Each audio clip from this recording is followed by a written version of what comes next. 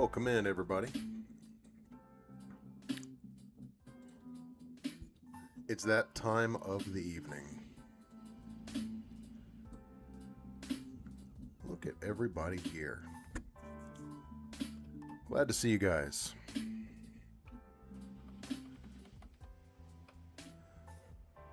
All right. Drop the tunes just a little bit. All right, how's everybody doing?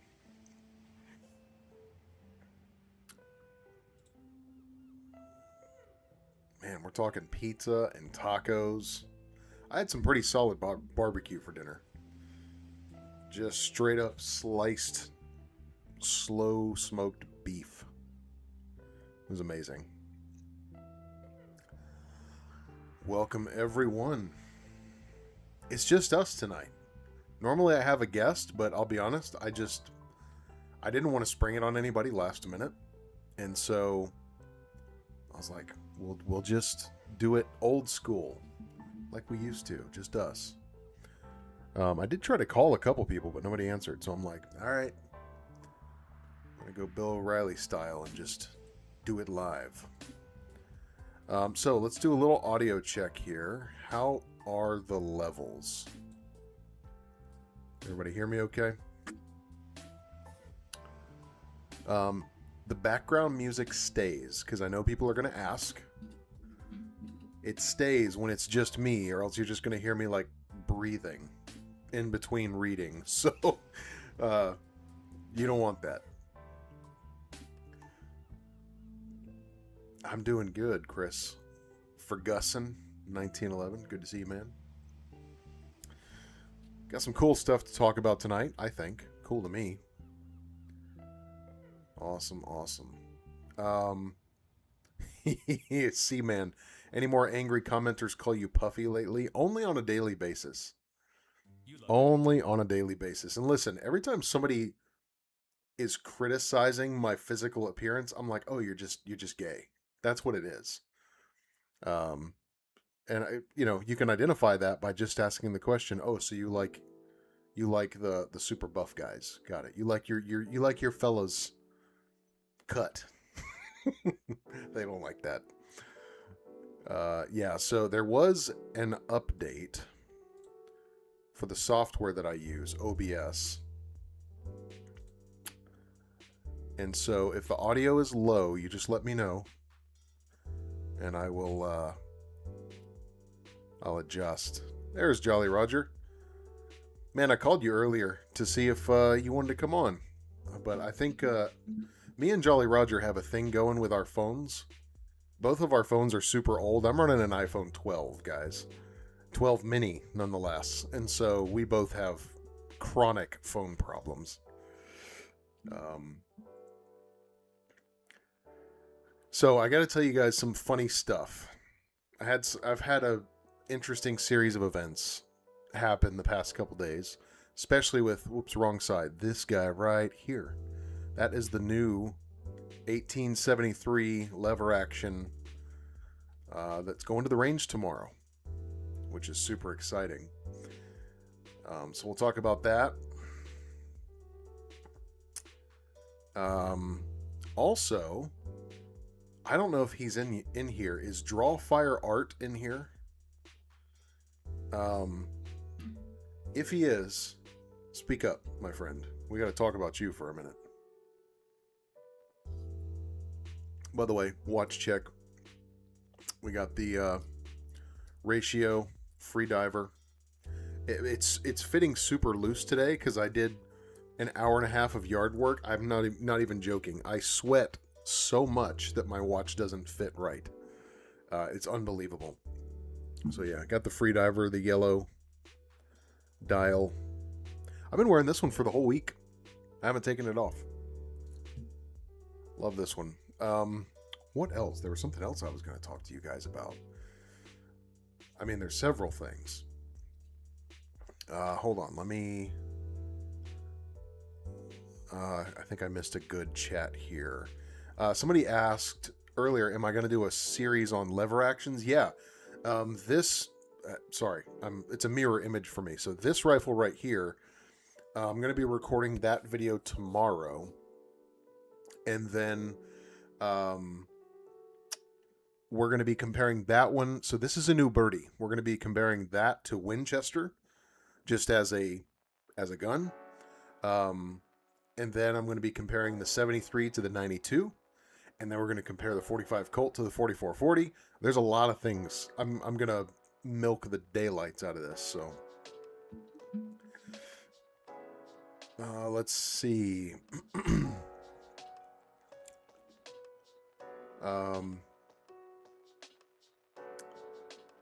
Yeah, Fearless Journey. Yeah, he does awesome artwork. So just so you guys know, this right here, one of my Patreons, Drawfire Art, drew that pistol. That is my 1918 Colt. He drew that right there with his hands, not with a machine. He drew it with just his mind.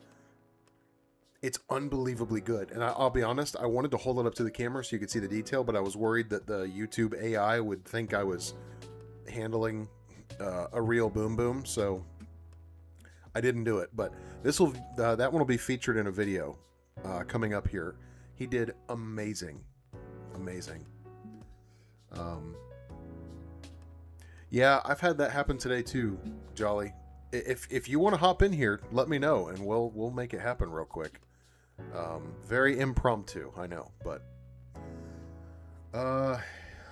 let's see. Yeah, Casio 110. I love it.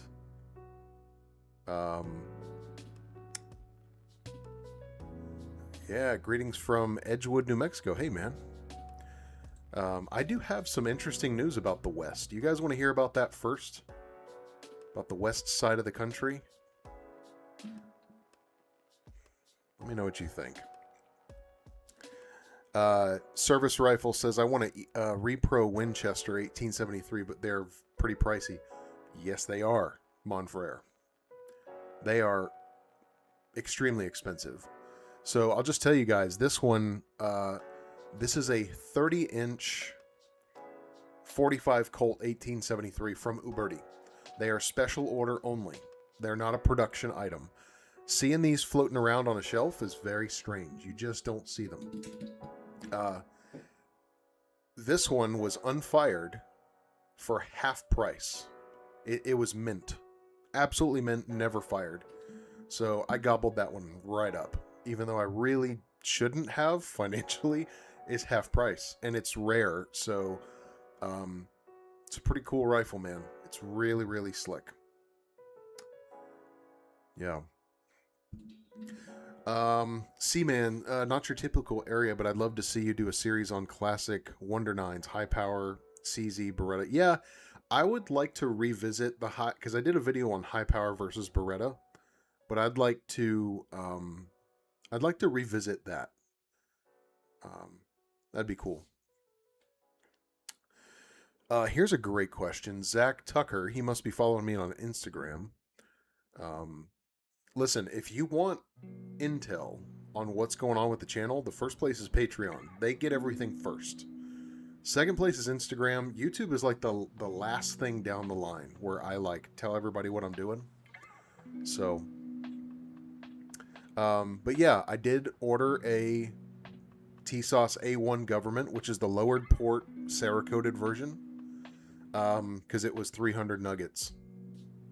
That's ridiculous. So, and look, I think it's good. We need to kind of put a finger on the pulse. How's TSOS doing ever since they brought their import over here? And I've actually been talking to a couple people from within TSOS, and you know, they're telling me there's some good things coming, and that they're handling the transition well, but it's just a lot. So, yeah. I'm excited for them, but we'll be doing a video on that in a couple weeks, for sure.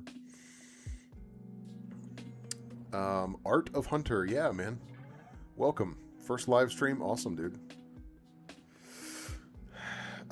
Sparky says, just cracked open a brewski. Yeah, so I am drinking a concoction of my own here. This is 1/3 coconut water, 1/3 coconut milk, 1/3 orange juice.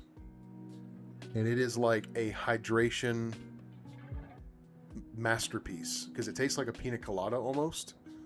But it's just slapped full of electrolytes and, you know, a little bit of salts and sugars and stuff like that. Like I said, it was like basically a block away from Mordor in my yard today while I mowed. And so I'm still rehydrating. Yeah, my mower got stuck. My neighborhood is undergoing an infrastructure project where they dig these huge ditches by the road.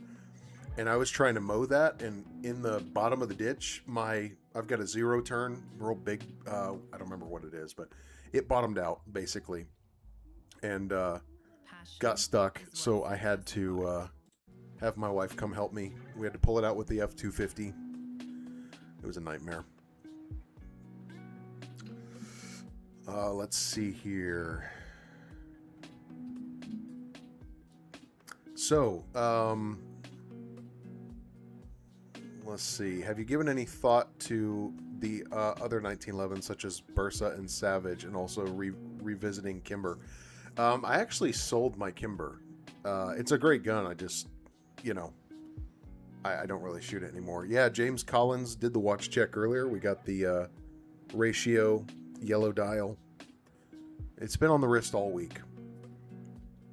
I mowed the lawn with it. Then I went swimming with it, and they're just great, dude. I wear them all day, every day.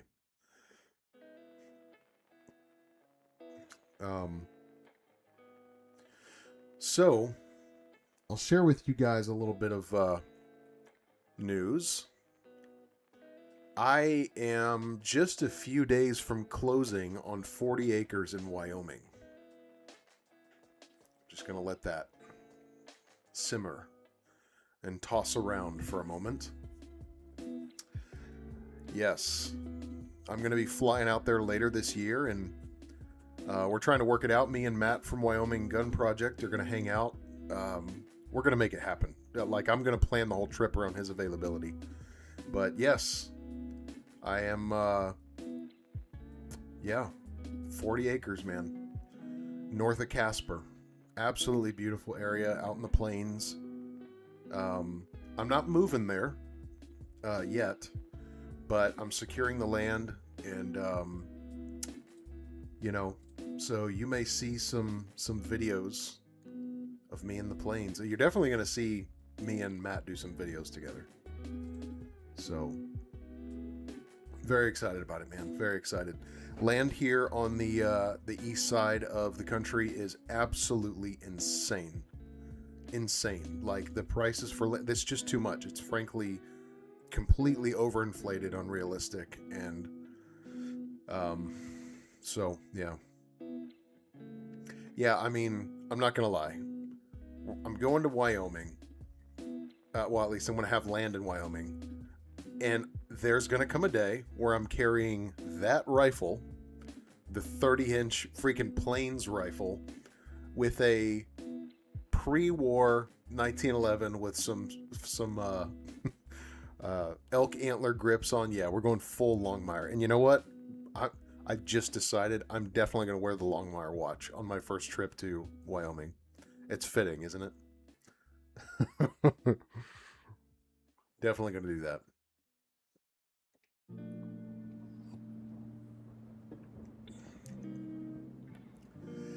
Yeah, the whole East Coast, man. The whole eastern seaboard. The land is just unreal. And listen, me and my wife have been talking about this our whole marriage. We've been married 15 years this year. And, you know, I just turned 38 2 weeks ago.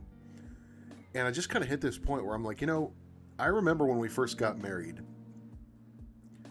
You know, there was some land around us, and it was like, you know, just 5% outside of our range. And we did the thing that everybody does. We said, one day.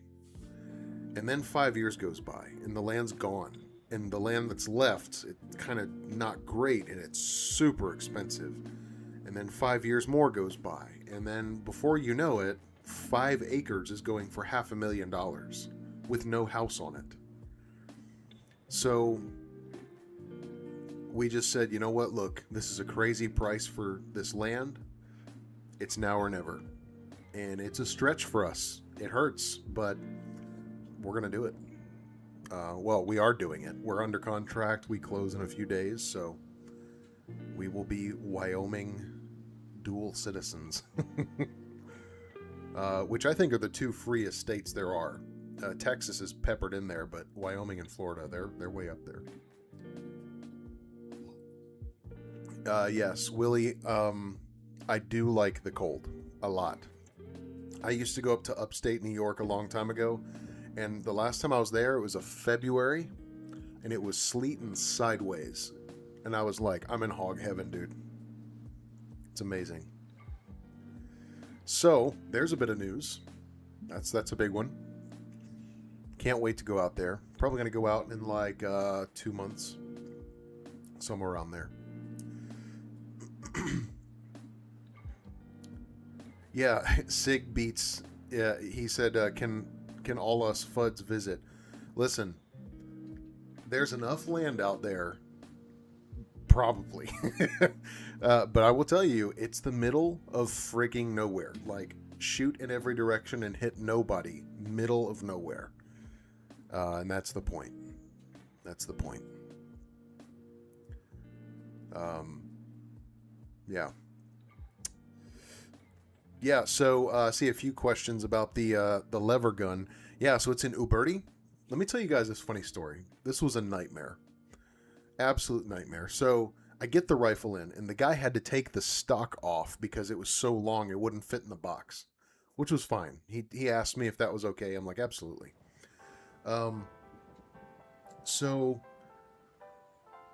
I get the rifle in, and the first thing I wanted to do was take the side plate off so I could just see the internals, because just so you guys know, like, I don't know if I said this already, it was never fired. Not only was it never fired, it was never lubed, and there's no telling how old this rifle is. I haven't looked up the serial number. And so,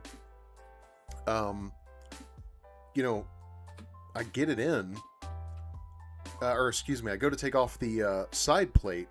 I got struck by the Uberti Gorilla.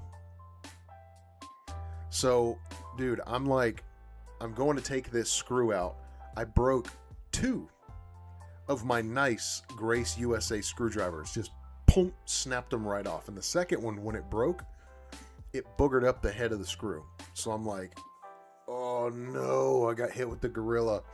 So I'm like, we're going to stop. Soaked it. Absolutely coated it in penetrating oil, because that's what you have to do. And let it sit for an hour.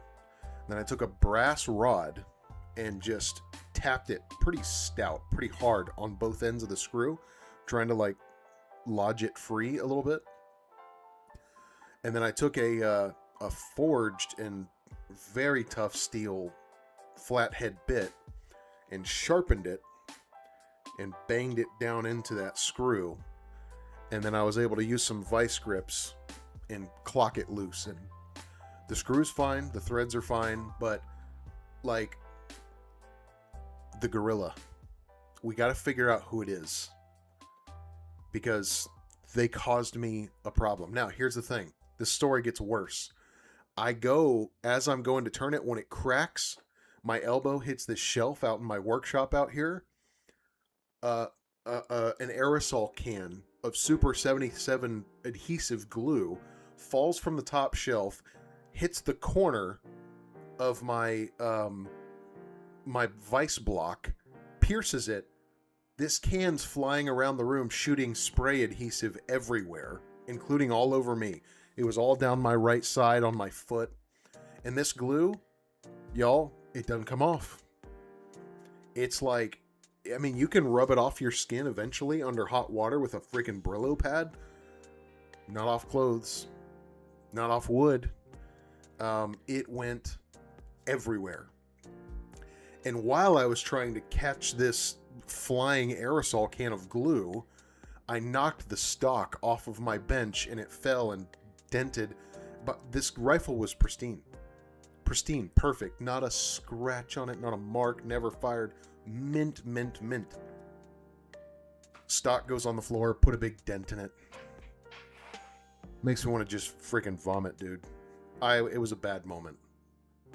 I said a cuss. Or 7. So, just not a great moment.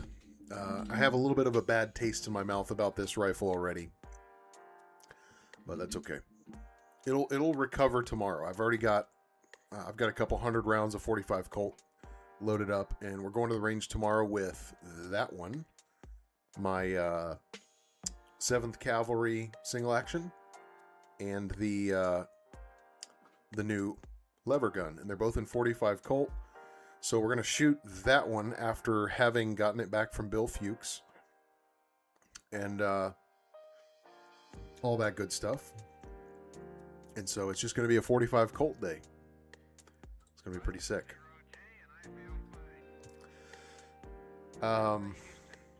Yes, Peter, he asked, isn't Pieta in Casper? They are. Or they're near there. I know they're up there for sure. Which is pretty cool. I may have to go give them a visit. I mean, the first time I go to Wyoming in a couple months, I'm going to just fly out there. You know, there's one day where I got to do some business on the land. I'm going to be building something. And then me and Matt are probably going to hang out for a day, and I'm going to fly back. It's going to be very brief. So I won't be able to, I'm not spending several days there, basically.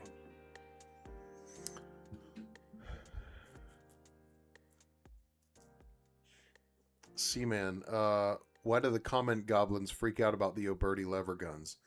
Listen, man, there is almost a religious possessed fervor about some things on YouTube. I mean, look, I knew it was going to be this way, but boy, I received so much, just gallons of haterade about the recent 4-click versus 3-click video. I mean, boy, just absolute, you know those kids who've spent too much time in front of a tablet, and then you take the tablet away and they're full of red dye number 5 and probably a little undiagnosed autistic and tired? That reaction is what I get in the comments for the slightest misstep out of the, forum goblin orthodoxy. They just go absolutely freaking nuts, dude. And it's what they don't realize, they're throwing all this hate at me, and they think that I'm gonna go, well, dang, I guess I should just quit. But really, I'm literally just going keep it coming. I'm just quoting Palpatine. Good, let the hate flow through you, boy. Because every time they comment, they're drawing traffic to my channel. They're helping me. So they're trying to shoot me with a water gun, but somebody's stuffed it full of dollar bills. So I'm just yeah, keep it coming, Grandpa. Let's go. Just keep fuming. It's awesome. I welcome it. I can feel your anger.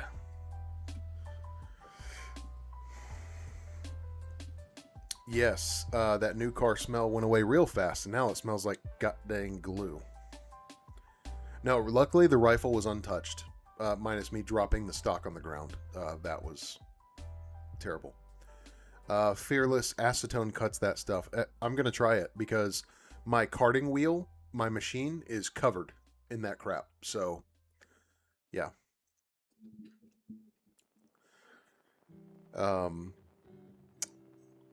Service Rival says, I prefer 4-click, but I don't care that much. Yeah, that's how I feel. If I had to pick only one, I'd pick the 4-click. 100%. I'm not even saying 3-click is better. I'm just saying it's a lot about nothing. It's does it really matter that much? Because I mean, I've been, you all have been in these gun stores or at gun shows, and you just mention a 3-click, and you can see all the VFW hats coming off and getting thrown at you. It's just oh my god, dude, calm down. And look, I'm not against old dudes, okay? Because they're an overwhelming chunk of my viewership. I'm friends with a bunch of them. I've always been friends with people older than me. But there's just a specific guy. I mean, one of them threatened to kill me the other day. That's not an exaggeration. Literally threatened to take my life over gun content on YouTube. Just unbelievable, dude. They don't know how to associate with someone who thinks differently than them. It's like just this massive God complex. Yes, crack. Good. That's right. Feed my algorithm. Let the hate flow through to you, boy. It makes you stronger.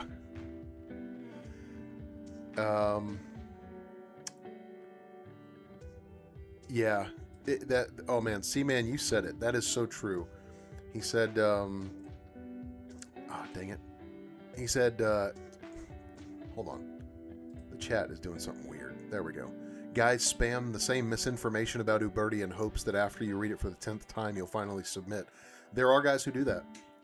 All of a sudden, in my notifications, I got the same guy saying the same thing on like 10 different videos, and I'm like, you know what it feels like? It feels like some loon bag running around with sticky notes and just slapping them on all my windows. And I'm like, I saw it the first time.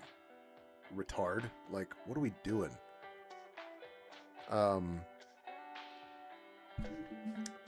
Morty. Ironically, live stream starts right as I start Old Henry. I'd watch Old Henry over me. I love that movie. I just watched this evening while I was eating Hostels. Anybody seen Hostels? Before I talk about it, I need to hear some responses on that.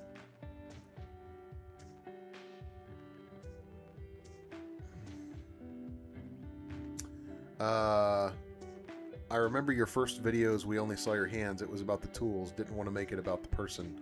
Next, we'll have a coffee sponsor. Look, man, I'm not against sponsorships, but it's got to be something I believe in. I tried to stay anonymous, and I would have preferred it stayed that way. The only reason you guys see my face is other YouTubers wanted to do live streams with me, and it would be really awkward for them to do a live stream with like a circle. And so I was like, all right, we just got to get this over with. And I would have much preferred to stay anonymous. Or to quote that guy from, what is it, Big Daddy? Heap Hop Anonymous. Yeah, no, crack. This guy literally like just was unhinged. Unhinged. Yeah, I mean, this whole thing, you guys notice how people say, well, I don't agree with them on everything, but I'm like, that's the biggest waste of words on the planet. There's not a single human being that I agree with everything on. I don't agree with my wife on everything. There's not a it's like, well, we don't share the same set of lungs, but I also like to breathe. That's the same thing. It's just such a stupid thing to say. Like, nobody agrees on everything. I don't know where that came from, but I wish I could find the origin and just hold it underwater till the bubbles stop. Sorry. I got angry for a moment. Let's see.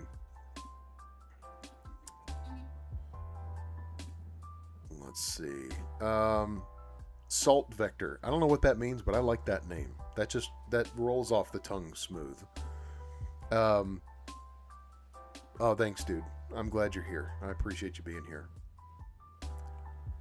Yeah, Sparky, that's exactly right. What's the point of being an American if we can't have our own thoughts and opinions? Look, everybody, it's just how life is.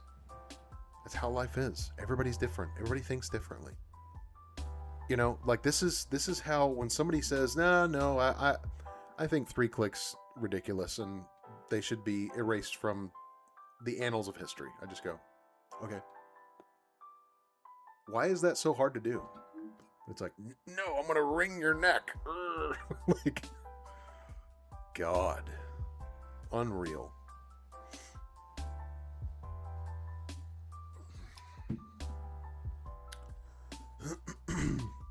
Oh, nice. So I sent Crack Dennis's old short trigger, my 1911, my Mark IV, and he's now got it in his Kimber. Excellent.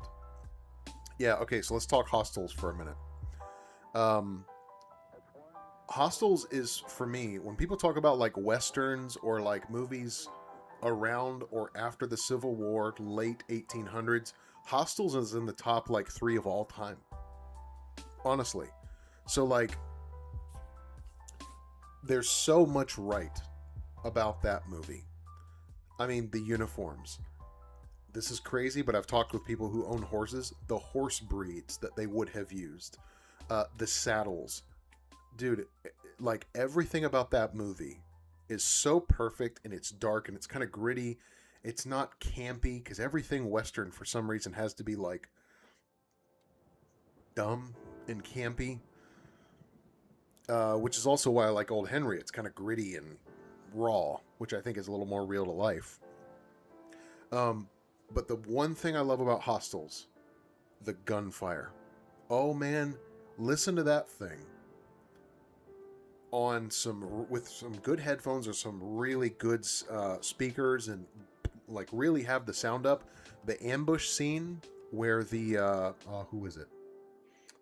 I can't remember what native tribe attacks them, but those first few shots and all the subsequent shots, like all of the single action army shots that you hear, dude, it's like dead on. Dead on. I mean, it sounds just like the real thing. The recoil is correct. You know, you don't have faked recoil with the actor snapping their hands, but it's just across the board. It's like, it's the most visually and auditorily believable film like ever. To me, it's like the Saving Private Ryan of the Old West. And yes, I put it that high. So I love that movie. Love that movie. DB, a face for radio, some might say. I would say that. I mean, come on, dude. You guys are looking at it.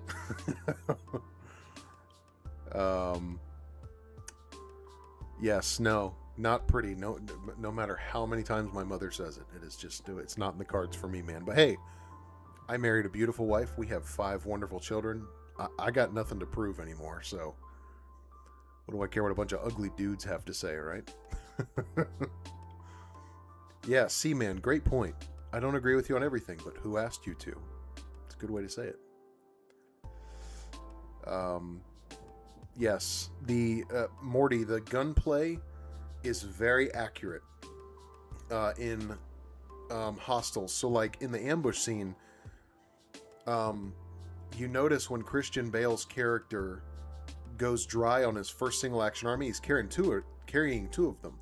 He grabs the empty one with his hand that has the reins in it and just holds the empty pistol, reaches back and draws his second one. And when the Comanche, I think that's what they were, when they run off, you can see him holding his empty pistol and shooting with his fresh one. That's exactly what they would do. You would not be trying to reload in a gunfight unless you absolutely had to. So multiple guns, pulling out the lever gun probably would have been next. But yeah, love that movie, man. I rewatch it constantly. Fearless, by the way, Blackie Thomas's Gathering is in October. Yeah, I would love to be there, man. I don't think I'm going to be able to. I've just got too much in the cards. I'm a massive fan of Blackie Thomas. I think he's fantastic. I'd love to interview him, do a video with him, but I definitely will not be able to make that. James says, haven't seen the Bucks hat in a bit. You know, that's like +5 accuracy. I love that. Yeah, it's just, man, I've had that hat. You guys remember when Josh Freeman was playing for the Bucks back in 2011, 2012, that time frame? That was the last football game I went to at Raymond James, and that's when I bought that hat. And it's a great hat, but it's just worn out. It's like the elastic shot, and I don't want to destroy it, so it's hanging over there across the room. But I retired it for this Watches of Espionage hat, which I I love this. This is a great hat, by the way. They're fantastic.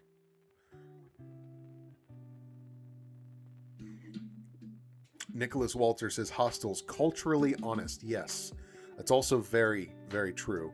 I also just watched obviously you guys know it. It's a classic, Bury My Heart at Wounded Knee.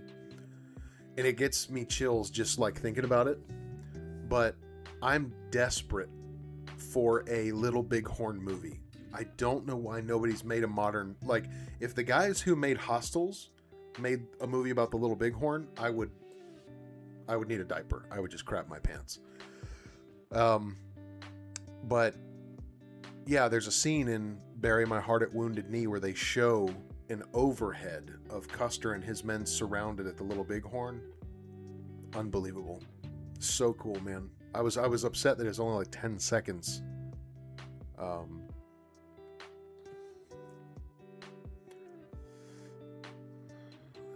let's see here.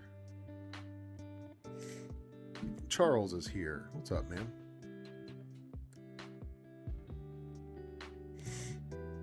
Yeah, I'd love to do a video with Blackie. I mean, he has no reason to do one with me. I'm not really a big channel at all, but I'd love to pick his brain just black powders. He's like the guy for black powders. I know, everybody talks about all the other channels, and they're great. Which, by the way, rest in peace, Mike Bellevue. That was super sad. That put a lump in my throat when I heard that.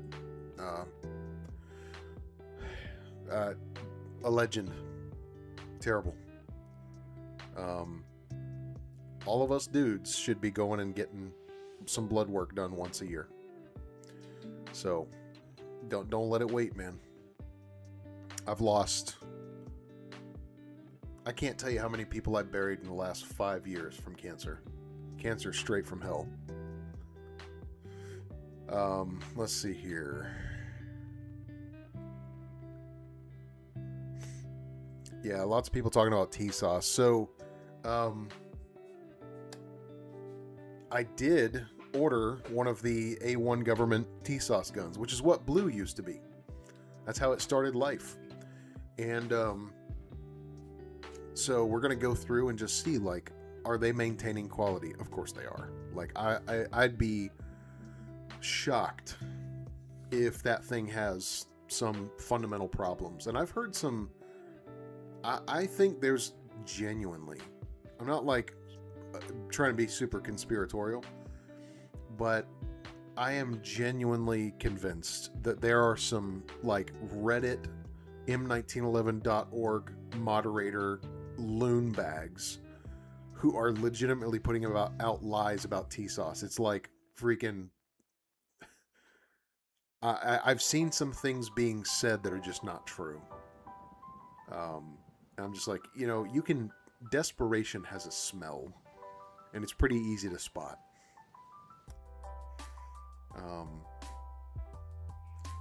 Fearless Journey says, I've been cancer-free for 22 months. Wonderful. That's great, man. I love to hear that. Love to hear that. Sig Beat says, was Blue pre-forged days? It was in the transitional period. So it, I think maybe the frame is cast and there might be some MIM parts peppered throughout there. I don't really know.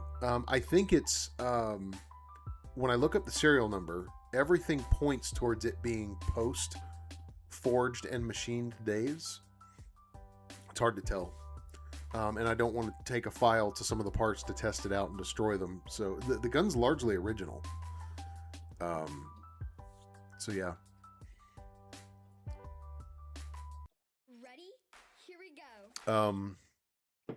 Crack says DT says there was issues with his recent ASF. I'd like to see that. Because here's the thing. If the gun shows up with like an extractor needing tuned, that's not issues. That's 1911 stuff. So I kind of discard that. It depends on what the issue is. If it's like the machining isn't perfect, I kind of don't care. I know it's a step backwards from what we're used to, but I just, yeah. Some of the stuff that I've heard is, and not from not from Ian at all, because I haven't heard anything from him. But some of the stuff I have heard is a little bit of pearl clutching, and I think it's a little bit of disinformation.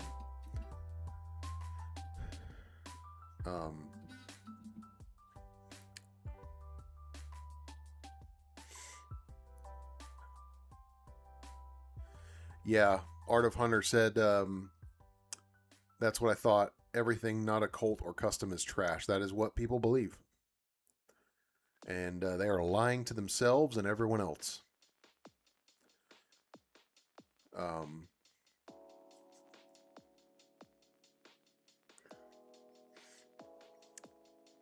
Yeah, he said, Charles says, if I remember right, the Seer was really rough ground on Ian's new ESF. Interesting. Yeah, I'd like to see that. Hopefully he didn't do anything with it and took a picture of it before he tried to fix it.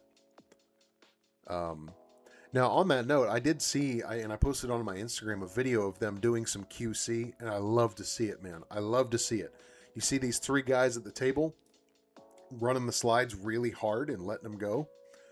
They're trying to elicit hammer follow. Yes, this is what you do. This is the way to do it, man. Love to see that QC. Yeah. Service rifle, it says it's funny, Turkish shotguns are almost overwhelmingly terrible. Yeah, I've heard a lot of bad stuff about their shotguns. I forget the way somebody described it, but they're fantastic for home defense once. I don't know. I've never even touched one, so I have no idea.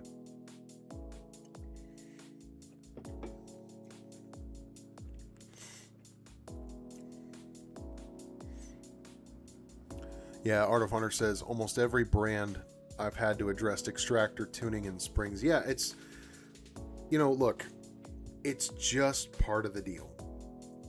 The guys who get upset because their 1911 is not perfect out of the box, buy a different gun. There's your solution. This is just how it is. And I don't have a problem with it. I understand. Look, if you've never...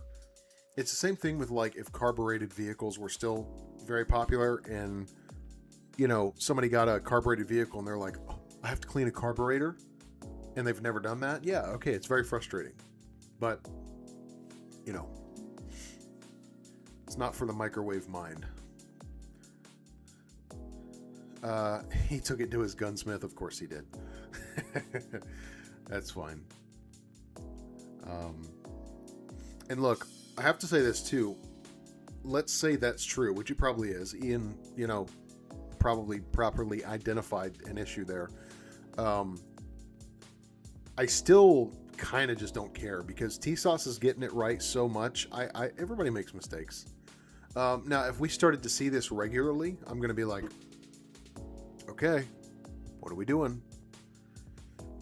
So, yeah. Like, to me, a real issue would be like a T-Sauce 1911 showing up and the barrel doesn't have rifling. That, to me, would be like a big deal. I would throw a fit about that. But little stuff like that, like a Seer, I mean, it's not okay. They should be visualizing every single one of those. But it happens. It happens. Now, I will say, though, their customer service is top shelf. I have not met a single person who's had a bad experience. I'm sure they're out there. I'm sure they're out there. There's always one guy, but yeah.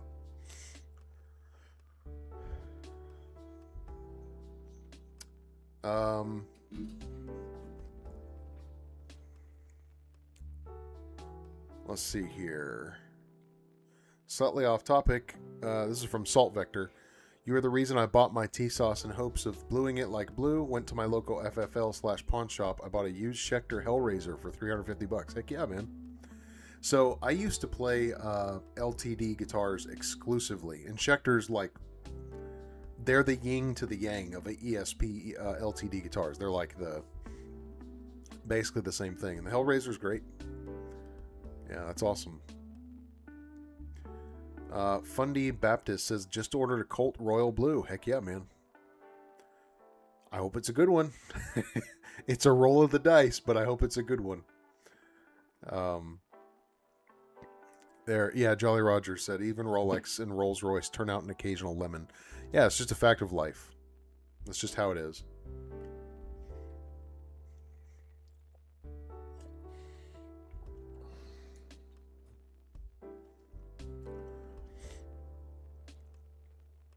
That's great, man. That's awesome. Yeah, who needs rifling? We want musket pistols here. Do you know how many people... This is not a joke. I'm not exaggerating, okay? I've had 2 forum goblins tell me that the fact that the gun did not have rifling is my fault. Because I didn't take care of it properly. Like, if I was shooting tungsten bullets, maybe I would agree with them. But these people are so vapid in... They're just... Oh my gosh. They're unimaginably dense people. It's like the gun shows up, slap full of QC issues, and they're like, it's your fault. Colt's the best. It's like, dude. Oh my gosh. This is like, I'm sure those same guys, like if they mounted the sidewalk and ran over somebody's dog, they'd be like, well, why were you on the sidewalk? Like, they're just the worst people imaginable, dude. They're awful, awful people. They're so bad.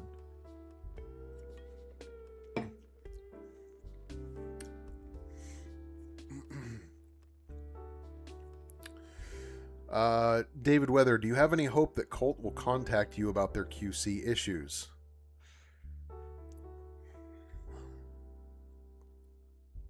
How do I say this? I have heard, I have received messages from the inside. That's all I'm going to say. That's all I'm going to say. What's that line from Austin Powers? We have a mole. So, we'll see. I don't have hope, no. I would like it for it to happen, but I don't want to say anything more than that.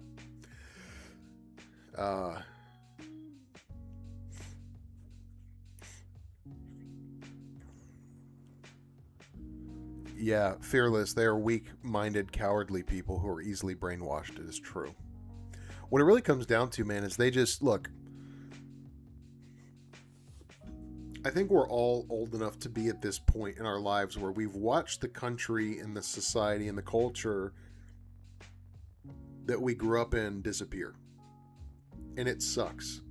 Like, the simple, slow, quiet America that I'm used to is gone. And no one's polite, and no one's respectful. No one cares about doing a good job. And, like, it's hard, man. I get it.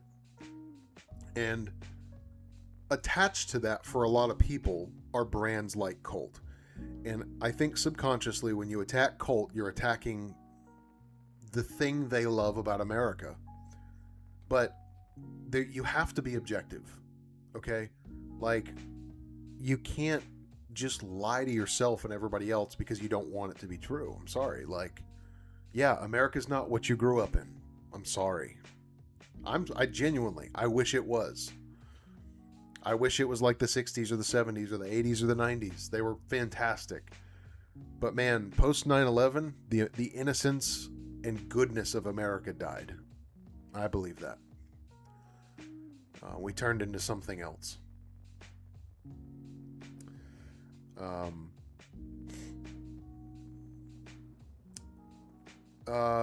Key DRMGH asked, what do I think about Alchemy Custom 1911s? I'm sure they're great.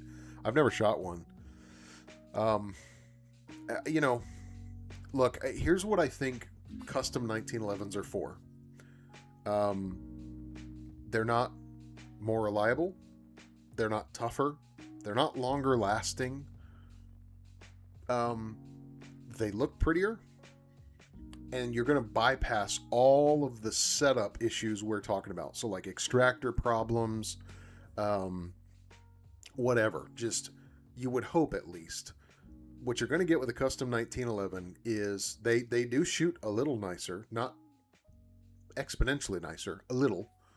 But essentially you're bypassing all the problems. You get a really nice looking gun, feels really nice, but I don't think they are like, so for instance, here comes a controversial statement.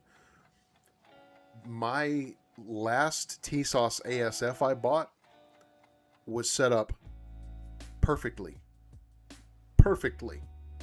Okay? I would like, and I've held a bunch of custom guns. I like, you're not going to tell me that the custom gun that I held, I won't say who, worth $5,000, is that many more times better than that TSOS ASF. It's like marginally better. You know, people talk about the tightness and the smoothness and the ball bearings and the glass and all these things. Here's what the smooth action thing is for you to stand around the safe with your buddies and go, oh, that's it. Okay, that's what that's for. The part about, now they are more accurate, that's true, bench rested. Practically doesn't really amount to much in my opinion. Reliability, no, not at all. You tighten everything down, that's just like, it's as simple as math. It's like, no, they're not going to be more reliable. Now they can be reliable, but I'm saying they're not more reliable than like a factory level GI 1911. But they're undeniably prettier. And every little piece, the thumb safeties, the grip safety, and every little piece feels really nice. So they look good, they feel good, and that's about it. That's my opinion on custom guns. So I'm sure the people who have a vested interest in you buying their custom guns will disagree vehemently.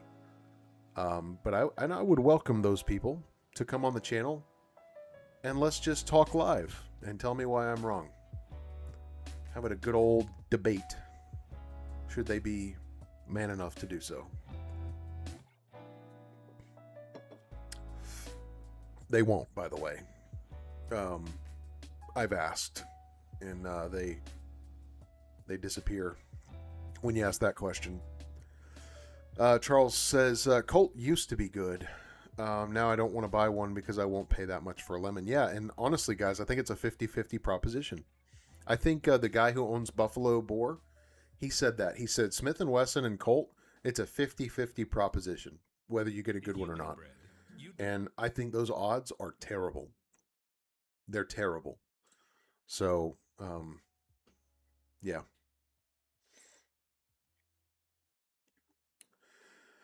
Yeah, Colt is, look, anybody who's ever been around union environments, nothing changes. Everything's about self-preservation in a union environment, and that's what Colt is. And everybody keeps bringing up CZ. Well, CZ owns them. Guys, it's the European conglomerate CZ Euro, okay? The guys who make the CZ75, that factory didn't buy Colt. Christ in heaven, this is so annoying. It's like they didn't buy Colt and they're like, all right, we're going to go over there to Colt's factory and we're going to fix them up because we're CZ75 makers. That's not what happened. Okay, let me explain it to you very simply. A foreign conglomerate bought an American company for the intellectual property and the profit thereof, and the ability to sell the United States military rifles. That's it. This romanticizing of CZ75 makers are going to go in there and clean up Colt. Dude, it's the funniest thing I've ever heard. You're more likely to have Keebler elves come in there and start correcting Colt. Like, it's not going to happen. That's not why CZ Euro bought Colt. Okay, it's just like all these other foreign companies buying American companies, American land. It's about money. It's not about love and passion. God almighty. I'm sorry to be so like glib, but it's like, that's how it is. That is how it is, dude.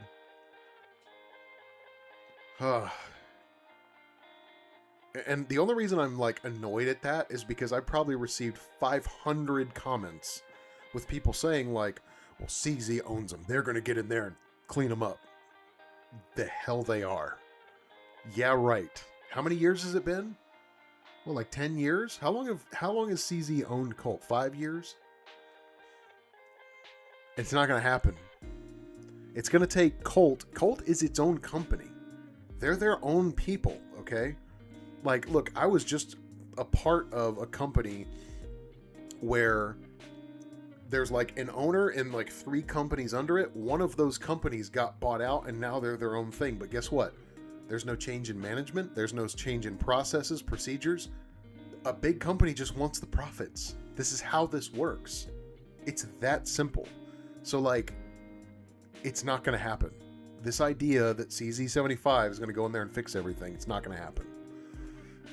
Now, what can happen is because Colt's its own thing, they can get new management. And they need to make that happen from the top down, and they need to hold people to a standard. That will change things. So, I'm sure, I can just imagine how many people are going to clip what I just said and send it. Like, I can already hear the Reddit hive activating. Oh, man. And if you guys don't think that doesn't happen, holy crap. I get screenshots from m1911.org where they're like, Traveler's at it again. I love it. I love it. Let the hate flow through you, boy. Makes you stronger.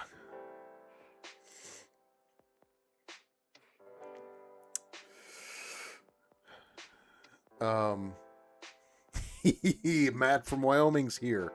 What's up, brother? Yeah. All true, man. All true.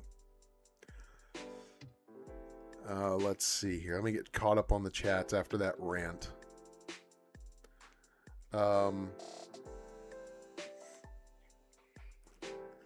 Yeah, exactly. C-Man said it well. CZ left all the people in charge who effed up Colt in the first place. That's exactly right. Guys, I know people on the inside of Colt right now. They're telling me what's going on. Nothing's changed. Now, there's some hope. Things might change. Okay? Got some cool information the other day, but I'm like, I'll believe it when I see it.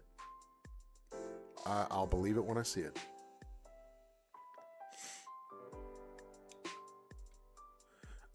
This is a good one. Omar Cortez says, got a used TRP last month. Man, these commercials on my background music. I'm telling you what. I don't want to hear about mayonnaise and Geico. For God's sake. Skip. Couldn't have happened sooner. Thank you. Jesus. Got a used TRP Tactical last month. Turns out I bought multiple standard parts that don't fit in the TRP. Yes, so a lot of people don't believe this, but until you do what you're doing, now you see the TRP is a very fitted gun. That is not a parts box gun. They are doing a lot of fitting on those guns. They're pretty good and tight. So yeah, you're gonna find that's a little tricky. That's not a good gun in my opinion to customize because it's like painting over someone else's painting. It's gonna be messy. You really want to use like a GI gun to customize. Yeah. Oh, there's a good question. How do we feel about TSOS manufactured in the USA? Do it. Double the price. I don't care. Do it. Get rid of all the import marks. Get rid of the logos. Do it legit. And let's go. Because here's the deal. Even if a TSOS ASF costs $700, it's still better than what Colt and Springfield are doing. I know the main selling point for a lot of people about TSOS is that they're cheap. That has nothing to do with them being better. Nothing. They're objectively better. So, yes, the Reddit hive. I said it.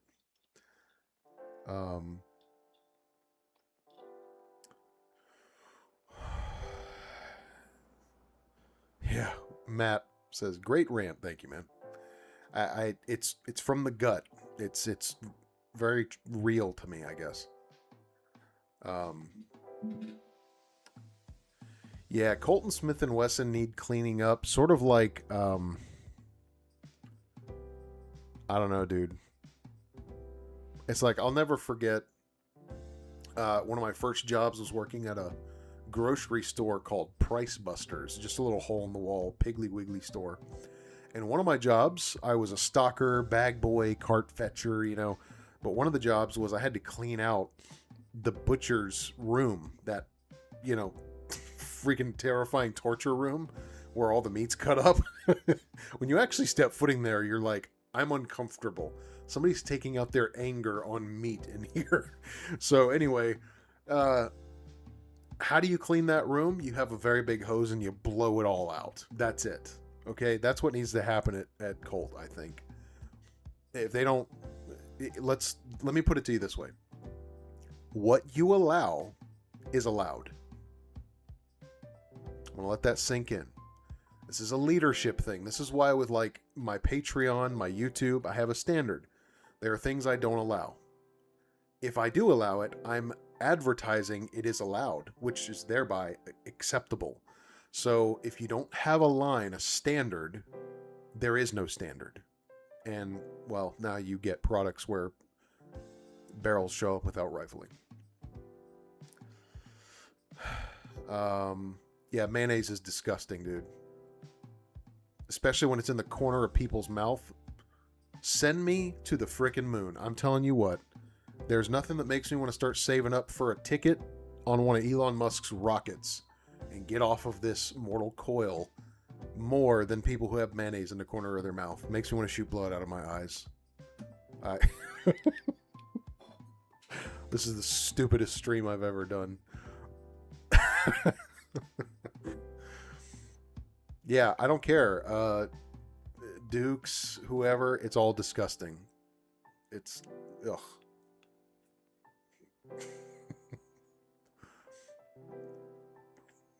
Oh, man. Some dudes who are just walking in are like, what am I walking into here? We're having a silly goose time. That's what you're walking into.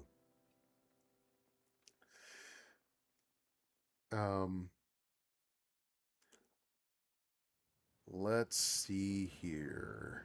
Let me catch up on the chat. Yeah. Wyoming Matt says, but did you invent bending springs? Yeah, there's a interesting fella here on YouTube who shall remain nameless who says he invented bending springs in revolvers to adjust their action and trigger pull, which is a big claim. That's a big claim considering there's literature in 1890 telling you to do that. But anyway, who am I? Who am I? I'm not a gunsmith. You know. Oh, boy. Yeah, Faith in His Grace says, I think the internals on Pieta Cap and Ball Colt revolvers are slightly oversized these days. I don't know.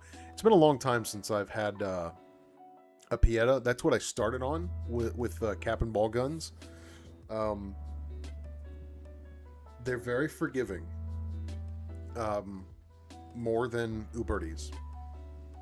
But they're just, so like, it's a weird thing, man. On their percussion guns, they're just dimensionally off.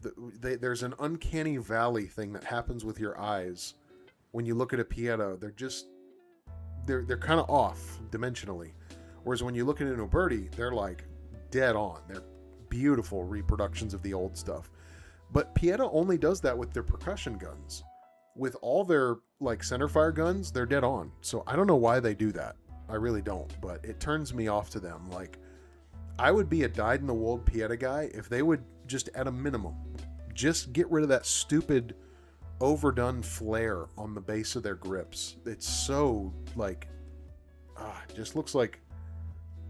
You guys remember in Napoleon Dynamite when Napoleon draws Trisha?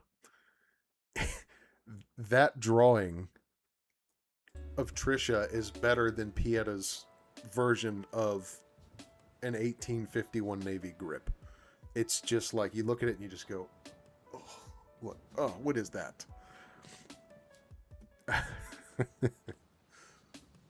Service rifle. We're putting mayo in 1911s. God help us. That actually might work, I'm not going to lie, seeing as mayonnaise is basically oil. It'll work for a minute anyway.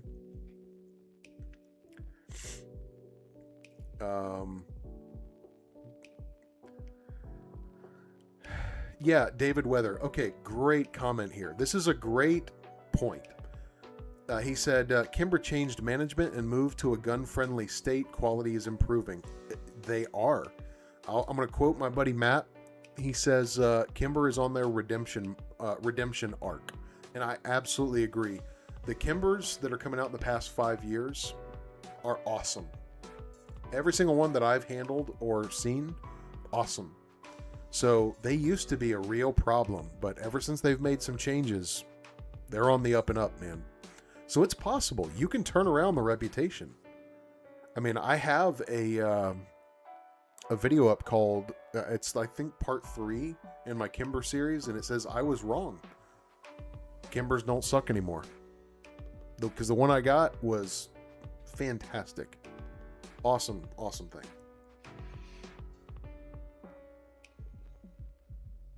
Yeah, and Richard, I don't know how to pronounce that last name. He says, I agree about custom guns. I have 2 early Kimbers, and I have to say they are well fitted. Feed anything smooth as butter. Yeah, I'm going to say this. If you, just from a feel standpoint, action, barrel lockup, trigger, thumb safety, grip safety, just from a feel perspective, blindfolded, if you put name a custom maker and a Kimber custom 2 in somebody's hands and they just felt them up, they wouldn't know which one was Kimber.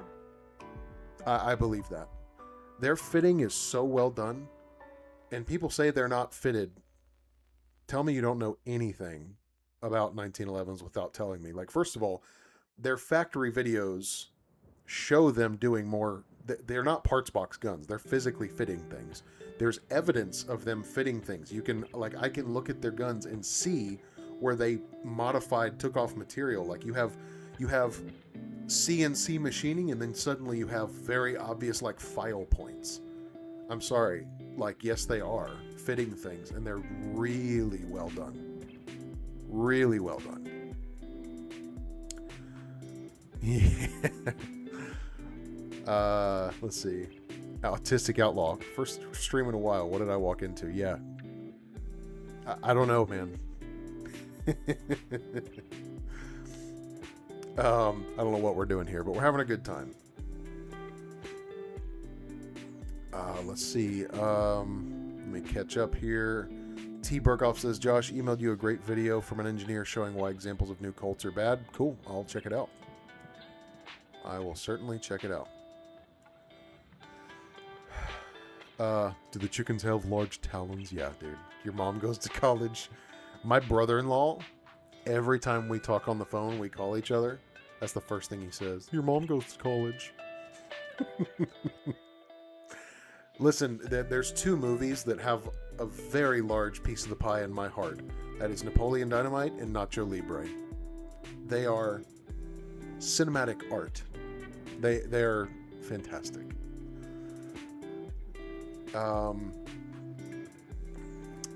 Yes, absolutely on their redemption arc. Official Mainspring, what are you guys' opinion on Nighthawk? Listen, if I've said this for years, if there's one custom gun that I was going to save up money and buy, and money for to buy, Nighthawk is it. For a few reasons. One, I think their designs are unique and not gaudy. I think they have a lot of classic lines and elements that even in a very modern 1911, I think they're really nice people. They're good people. They're helpful. They're kind. I'm sorry, that gets my business. And so I've told this story a few times, but I'll tell it again here. There was a guy that I used to go to church with, and he would go overseas for 3 months. and he had a bunch of really high-end 1911s. And so he would always leave one with me when he went overseas. And one of them was a Nighthawk GRP. And I held on to it for 3 months. And I shot maybe 100 rounds through it. I'm not going to blow out somebody's gun, right? Like, that would be a douche thing to do. But I will say it was awesome. Really nice. Not a better shooter at all than a TRP. Again, blindfolded, you can't tell. Sorry, I know it's controversial because people they want to feel justified that their $4,000 or $5,000 expenditure was worth something, and I don't want to take that away from anybody. I really don't. I'm being objective. I'll stop talking about it. I don't want to hurt anybody's feelings, but it's just how it is, man. Charles, it's not the oil part that bothers me in the gun, it's the egg. Yeah, you want to know what else I hate? Besides mayonnaise, is deviled eggs. Who made that little bowl of sewage and said, I'm going to put that in my mouth? Dude, when I smell boiled, it's literally my eyes just started to tear up. It makes me want to gag, dude. I hate, like, deviled eggs. It's just like creamy chicken turds in egg whites. It's disgusting. I can't do it. Oh, man. If you want to really just, like, spite me, have freaking deviled eggs at my funeral. I will turn over in my grave. They're disgusting.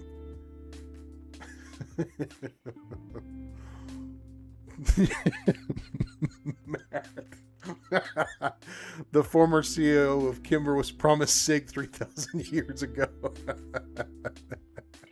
That's funny. That's hilarious.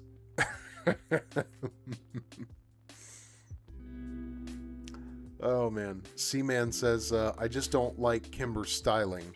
Yeah, Jolly Roger has a great saying on this, that he says that if they would change their logo to look like something other than a feminine product, he would be interested, and he's not wrong. Like, it does look like tampon text, I'm not gonna lie. It's hard to disagree with that. Let's see here. Oh man, that was funny. Peter says, Peter Ostrovsky, definitely Polish. When I shoot my first T-Sauce ASF from CMP, I was honestly shocked at how well it shot and how accurate it was. Yeah. Listen, man, nobody was more surprised than me, because I was a T-Sauce hater for a long time, because I tried the ones from like 13 years ago, and they were garbage. They were terrible. But man, I still have video from my first outing with Blue, and I was blown away. I still am. I'm still just like in love with them. Yeah, see, man, that's a great line. Do you drink 2% because you think you're fat? Because you're not. You could drink whole if you wanted.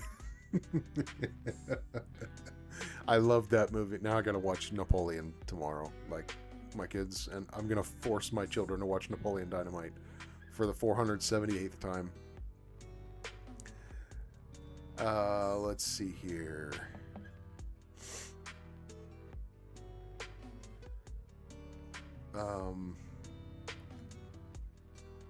Slick Six Guns is here. What's up, man? So I'm going to be on, if you guys don't follow Slick Six Guns, go check him out. He's got a great channel. I'm actually going to be on a live stream with him coming up in August. So looking forward to that, man. It's going to be fun.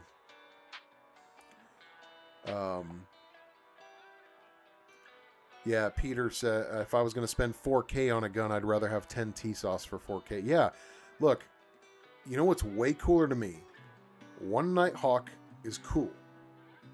But a rack of ASFs? Come on, man. Like, I especially for my personality type, I'm what people might call a pair and a spare. Like, I like to have my favorite gun, and then a backup, and then a spare. Like, I like multiples of everything. And so, yeah, absolutely. I would, if I had $4,000 to blow on guns, oh gosh. I mean, you could buy like a couple single action armies, several 1911s. I could build 4 banging custom guns for that money. Which, by the way, I'm in the process. Well, I'm about to begin the process of becoming an FFL. When that happens, we're going to open the doors wide, man. I'm going to sell Watchmans. I'm going to sell. I'm going to do work for people, refinishing. It's going to be awesome. We're gonna blow this thing out, and I'm looking forward to it.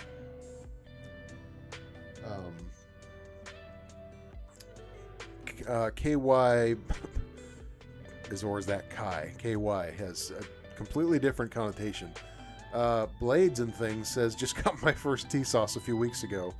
The Stakeout, great choice. Great choice. Yeah, the Stakeouts, just like the Musox, they're pretty much the same gun. There's so much gun for the money there. They're so good, man. So good.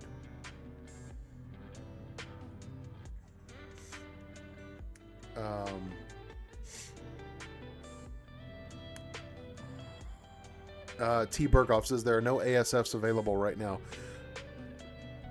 I've seen some floating around. I would check like Midway. There were a few in stock yesterday. Most people go to Palmetto just because Palmetto, the people's gun, they're blowing them out like crazy left and right. But yeah, they're out there. But give them time. Like, I'll tell you this. If TSOS does away with the ASFs, that's the stupidest thing they'd ever do. And I would be in the dissent category hard. In fact, I'd probably reach out to the people I know within TSOS and be like, mistake. Go back. Undo. Reverse. I would be so upset.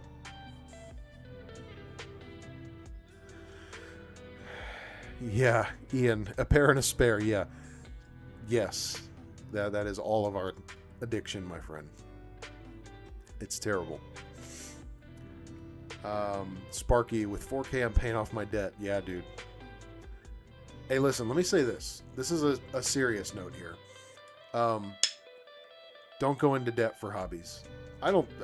Personally, I don't think you should really go into debt for anything unless you absolutely have to. But that's no good, man. Avoid it at all costs as much as you can. Okay. KY is in Kentucky. Okay. It was neither of my guesses. I should have guessed the state, not the jelly. Sorry about that. Man, that's funny.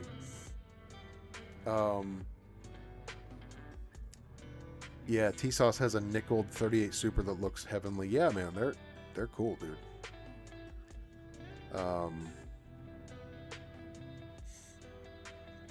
Let's see here. Yeah, Matt, are you still in the chat? Because we talked about Wyoming a little while ago. I made that announcement that I'm about to close on some land there out near you. And I'm looking forward to us hanging out, man. We're gonna. I think we'll at least film a short little video together. I'm really looking forward to going out there. Really looking forward to bringing my family out there. I probably will not film the first time I go on that land because this is going to be a dream come true for me, and there will be tears. So that'll be kind of a moment for me. This is me and my wife's dream since we got married, is to have a bunch of land. And so this is a big deal for us. But I did measure it out with Google. Google has a fantastic feature where you can draw lines and measure distances from the satellite image, I have enough range on my property in Wyoming to shoot 440 yards. So that rifle right there, that's probably going to just live in Wyoming. We're going to build like a little cabin there just to go visit. And that rifle, and I'm also probably going to leave this TSOS ASF, or not ASF, government model that's coming. I'm probably going to leave that there as well. Just so I can fly there and have something, you know. Nicholas Walter, yeah, let's talk about this for a minute. So yes, I'm going to be becoming an FFL, because what a lot of people don't realize is people ask me minimum 3 times a week if I work on other people's guns, whether it's refinishing, repairs, tune-ups, which yes, I can do all of that. People ask me all the time. Here's the problem. The rules with the ATF on this are basically, if you're not an FFL, you can only do a few of those a month. But here's the problem. What does a few mean? They don't tell you the number. It's gray. And they keep it gray so that if they want to, they can screw you. That's the reason. So, you know how many I do a month? Freaking 0.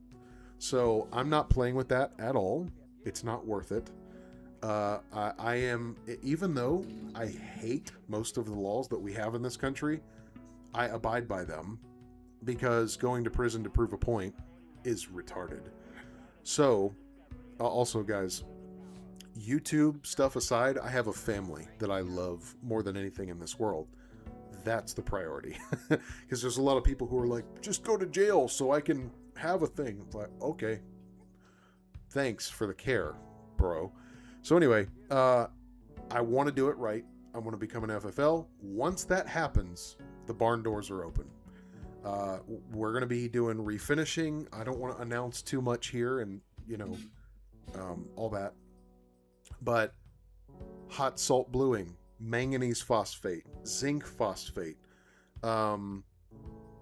maybe Cerakote eventually. Customizations, repairs, tune-ups, all sorts of things. Just like we're going to open the doors. We're going to do it all the way. So, yeah, Art of Hunter, I'm aware. It's a pill I've got to swallow. That's just how it is. Am I moving to Wyoming because of Longmire? No. I'm moving there because Florida blows goats. If you guys want to know what it's like to live in Florida, just imagine that there was a place where you could actually just walk inside someone's mouth and then somebody threw a bunch of mosquitoes and snakes and spiders and fire ants in there. Welcome to Florida. That's what it's like. It's awful. The laws are great. Taxes, all that. Cost of living sucks now because everybody moved here, but anyway, Florida is... I was born and raised here. I've lived here my whole life in this area, and it's horrible. And no, all these people who are like, I'm native, it's not that bad. Okay, you lizard. It is that bad. I've lived here my whole life too, and yeah, it's terrible. So, anyway, yeah, I'm going to be doing that. It's going to, you know, Old Path Traveler LLC is a thing. It's a real thing. And so, going to do all sorts of stuff. And I've got a waiting list, probably 60 people long right now. So, and I'm looking forward to it, man. I want to do it. I want to do this. I want to lean into it. And I didn't start this YouTube channel for this to be a thing, but I just kind of realized it could be. And people, you know, they trust me, and which is I'm honored by. I do my best to just be honest. I say what I don't know. I'll stand on what I do know. Try to be kind to people. I think that's really important. Be patient with people when they're, you know, asking questions. And anyway, I would love, like, I've been talking with several friends about this, 2 of whom are in the chat. I'm tired of dealing with FFLs, gun guys, gunsmiths who are just dicks. That's who I'm tired of. I'm tired of these guys who think that just because they put on their little fishing vest or their leather apron and they wear their glasses like this, that they have a license to be a giant dickbag to everybody who calls them on the phone. I'm not going to be like that. And I know all the people always say, oh, you just wait, guys. I'm a grown man. Okay, I've been in construction for 16 years now. Don't talk to me about people with big attitudes. I'm in construction. Okay? I know all about it. I'm still not a douchebag to people. It's possible. It's called self-control. Anyway, I despise all the people who think they're better than everyone, who think they have a license to talk down to people and be a giant dickhead. Let me tell you who has every right to be a dickhead and wasn't. Bill Fuchs, the legend who worked on that pistol right there. Living legend. He was so kind and patient and thoughtful and gracious. And the guy is literally the Elmer Keith of the 1911. Who's alive anyway. He's a legend. And it's just like, you know what, man? That's what I want to do. And also, like, here's the other thing. There's nobody getting into this business. Everybody in gunsmithing has a 2-year wait list. To me, that's an opportunity. And so if I can earn all of you guys' trust to do some things, tune-ups, repairs, some refinishing stuff, and for a really reasonable price, give you a gun or some work that is like something you've always dreamed about, but you can only get it from this super special guy over here who's got a 2 or 3 year waiting list and it's going to cost $4,000. Who wants to do that? Right? What if we can cut that time and that money way down? That's what I want to do. So that's my goal. It's in the works, but you know, I just want to do it right. There's a lot of stuff I got to set up for this to be done right. Not just legally, but like morally. Like, I want to make sure that when people send me something, that I can do it all the way correctly. And that means, I mean, guys, this YouTube channel is largely self-funded. The Patreons do a ton. They help me a lot. But I got to buy all these tools. And there's just a lot of stuff that I want to have. Because look, I can take shortcuts with my stuff. I'm not taking shortcuts with somebody else's stuff. So anyway, there's a lot to say there, but yeah, like I got to buy another safe. There's a lot of expense that I've got to incur to make this happen before I open the doors for business. So we'll get there.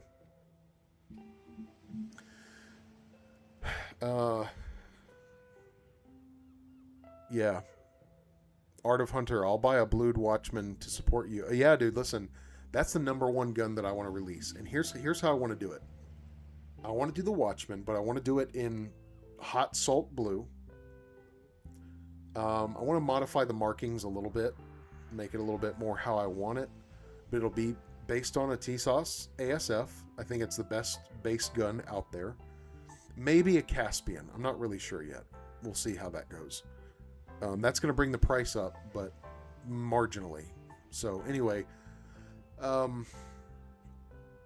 yeah, blued, Watchman, and what I want to do is I want to include a wide spur hammer, a Type E hammer, a flat mainspring housing, an arched mainspring housing, a short trigger, and a long trigger.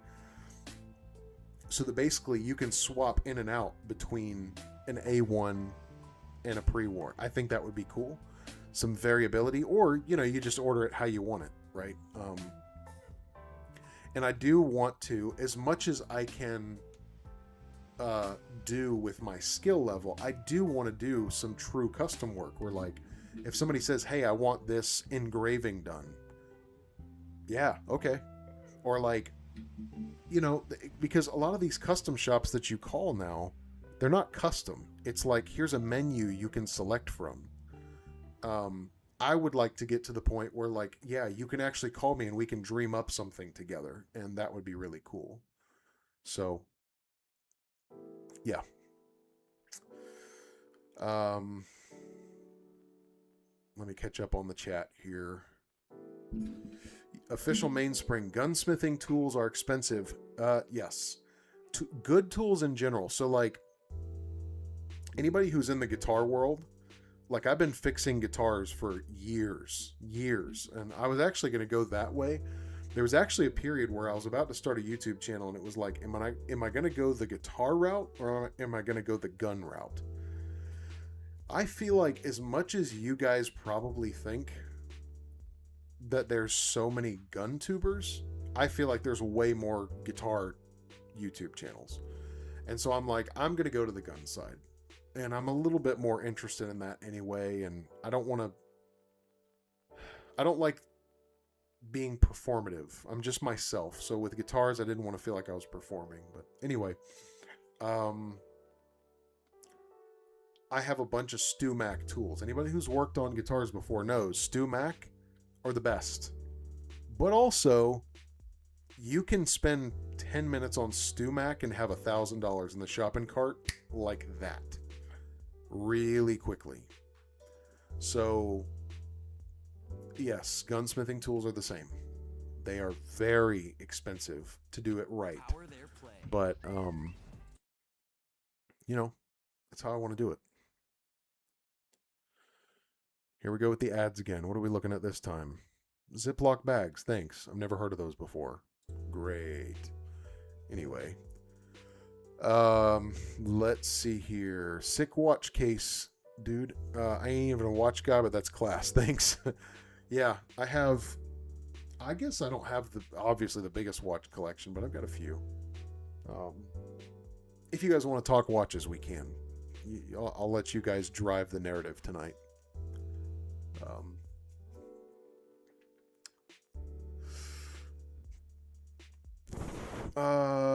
Official Mainspring. Okay, we're getting into watches. Speaking of watches, what's in the winder?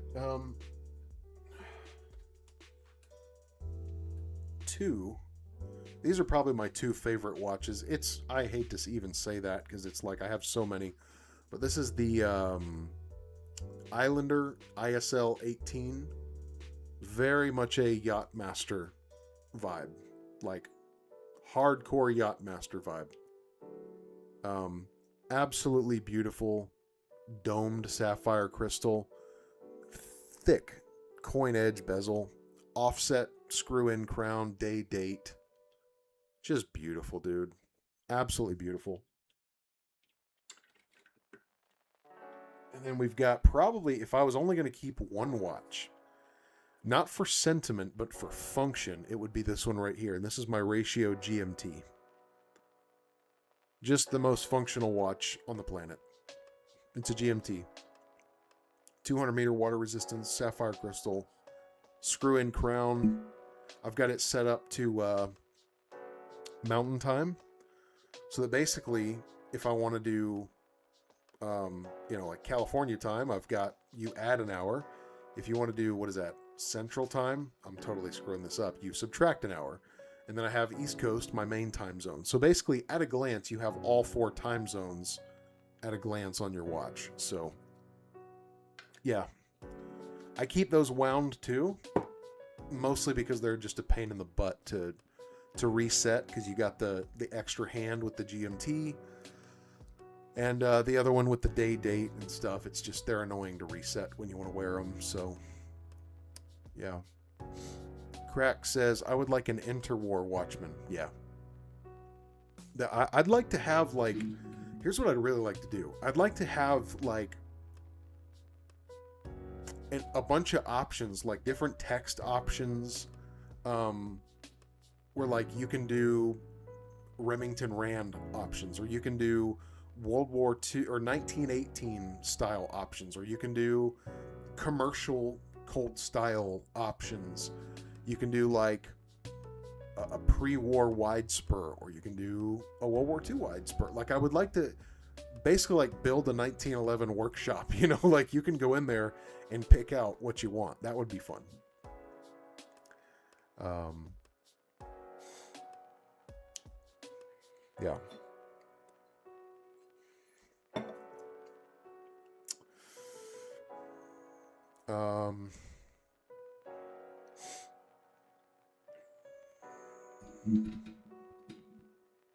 Let's see here. Art of Hunter says, too many gun tubers are bought and paid for. The reason I like this channel. Well, listen, thank you, first of all. Let's talk about sponsorships for a minute.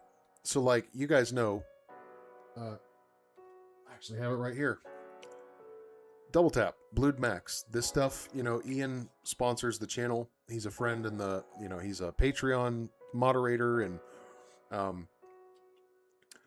the way this sponsorship works is I believe in this. I use it. There was actually a little bit of like development I was involved with, you could say, where he sent me a bunch of products. I tested out some stuff, didn't like some, and there was one I really liked. And I'm like, this stuff has got something to it. And then he made it a product. Okay. I believe in this. We came to an agreement where basically I get Blued Max, and then on his side, I talk about Blued Max. It's that simple. That is the type of sponsorship I'm into, where I actually use and believe in the stuff. Because I'm not going to go, like, for instance, I'll just tell you guys, I have a product sitting in my house right now from a company. It's a clothing product. They want me to wear it, try it out. If I like it, they'll become a sponsor. Okay, where I'll do a little commercial for them. Now, does that make me bought and paid for? Well, I don't think so. Because, look, if this thing is going to grow, YouTube ad money, it doesn't quite cut it, okay? You can't support yourself on YouTube ad money, not until I have like Garand Thumb level followers. Patreon's fantastic. It helps a lot, but you can't support yourself on that. This is how this works. When you get into media, and this is not the first time I've been in media, sponsorships, marketing is how it works, okay? So I don't want anybody to be upset at me when I have, you know, paid sponsorships. I have to make money. But I can tell you with a full and open heart now, I'm not going to use crap that I don't believe in, okay? And I can say that because I've already had 3 microphone companies reach out to me. I've had, I couldn't tell you how many clothing companies, a flashlight company. I'm not going to say who they are because I don't want to like make enemies here. At least once a week, some type of clothing company reaches out to me. There's also like, these services where like, you know, like an app for focus.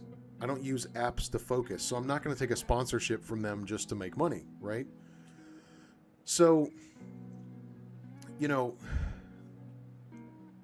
so look, there's going to come a day where, yeah, you know, you look at Garand Thumb, he's got what, like 3 or 4 sponsors in the front of his video. That's how he makes money, guys. If we're going to go full time and do this job, you can't expect anybody to do it for free. It's not a charity. It's work. It's a lot of work. So, but in the same breath, I'm not going to just let the first bidder come along because I've already had a ton of those. And I've said no to all of them except for one. And it's because I use it. So if I believe in it and I feel like the company is also not completely evil, and if I feel like the relationship is good where like I don't have to, if they're like, you need to talk about us for 2 minutes straight and here's your script, nah, I'm out. I'm not doing that. No, nobody's going to hand me a script. The day that happens is the day the sponsorship is over. I'm not doing that.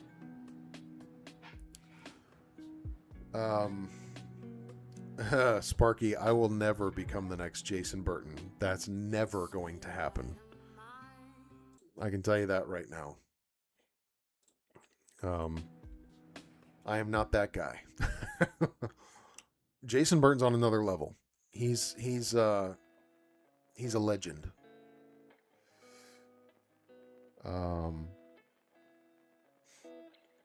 Yeah, Blued Max is great. It's legitimately a good product. Legitimately. I use it all the time. Every day, actually. hold on. Somebody just talked about, I missed the comment. The chat blew by. Somebody talking about a mayonnaise sponsorship. What the... Dude. Okay, I don't know where... Oh, here it is. See, man, I'll support Trav as a sponsor, but you have to eat a spoonful of mayo in every video. I'm out. No chance.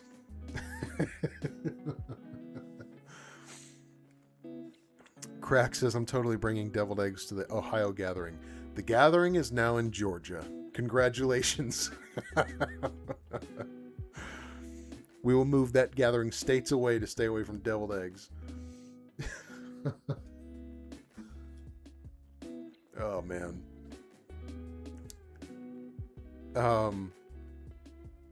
Okay, that's a good distinction. Somebody said, I see bought and paid for as companies sending guns for you to review favorably in order to continue receiving stuff for review. That's a great point. So, look, I'm just going to be really transparent. There was a few products that Ian sent me early on where I was just like, nah, they don't work for me, right? They weren't bad. They're just my use case for what I needed. They didn't do it. And so he came up with a few other things and sent them back to me. And it's like, look, I could have said, oh no, they're great.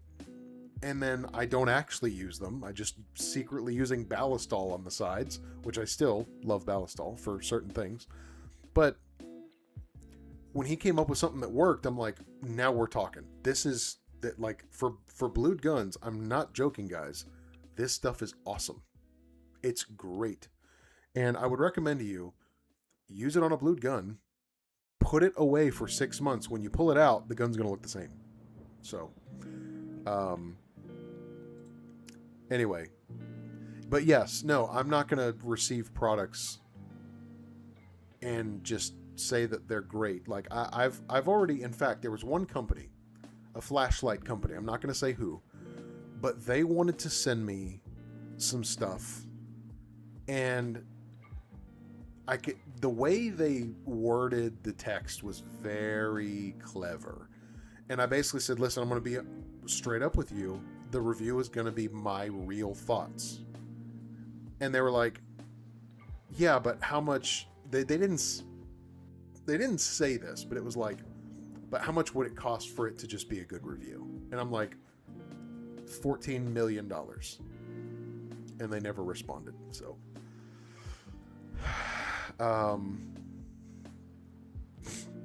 yeah.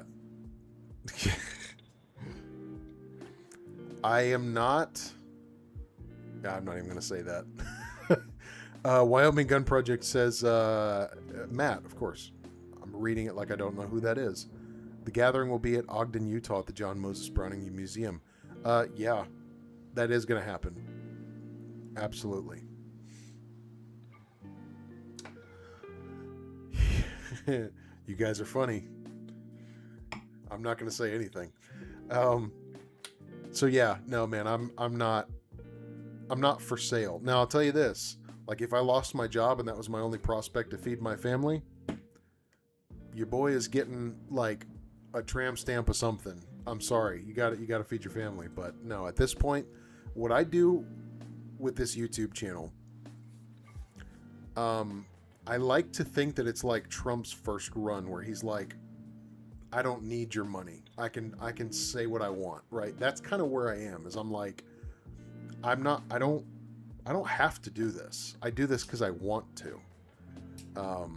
So nobody can hold anything over me, and I'm going to keep it that way. I'm not going to be manipulated and all that. So,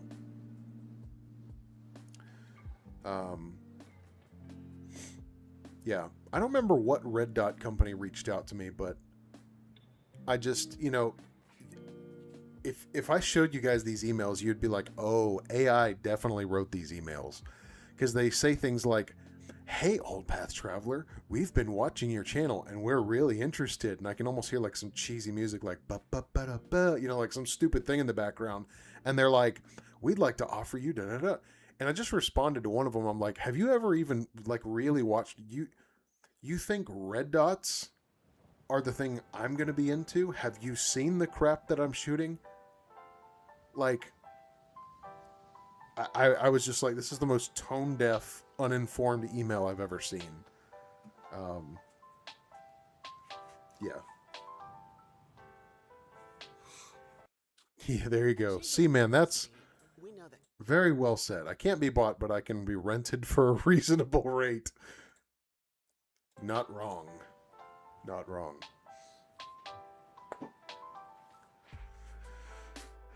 Yeah, man. Oh, hey, we got to do a little giveaway here. Okay? Hold on, let me get something ready.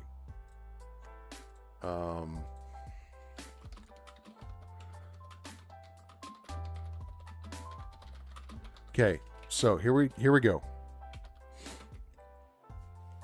I have here, let me just make sure I got this right. Okay. I have a hat to give away. This is my last OG run of hats. This is the last one I have, okay? My next run of hats are going to be different. They're going to be very different. So this style will likely never be around again. This hat is the last one. I'm going to give it away.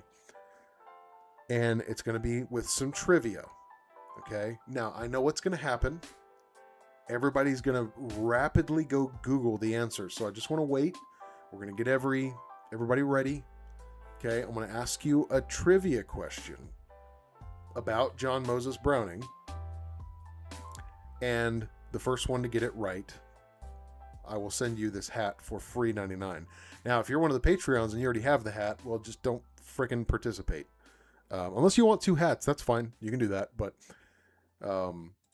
anyway. I mean, I can sign it if you want me to, but, you know, it's white. It's completely white. So it kind of ruin it. It's up to you, though. I don't know. So just be ready. We'll ask that question in a second. I just saw a good question, though. Somebody asked earlier if Jolly used Caspian for his World War I build, which is fantastic. I would put his gun up against, like, if I had, like we were talking earlier about $4,000 to spend on a 1911, I'd buy his gun over anybody else. It's that good. It's actually amazing. But yeah, he did use a, I didn't even ask the question yet. What are you guys doing? Good Lord. Sparky, are you just like spamming answers hoping you nail it? Let's see here. I could see a nice T-Sauce team up. Listen, I'm going to say this loud and clear out in front of everybody. I would absolutely take a sponsorship from T-Sauce. Absolutely. I want that. I'm saying it loud and clear. I want that. I believe in what they're doing. So now, I'm not probably big enough for them. I don't know, but I love what they do. I really believe in it. So, you guys, yeah, that's one thing that I would love. Maybe not even a sponsorship. I would just love to like collaborate with them, man. I love them. Now, my video, one of my reviews was on their website at one point. So, listen, I'll say this. I've sold them probably 200 pistols minimum. Minimum. I've helped their business. So,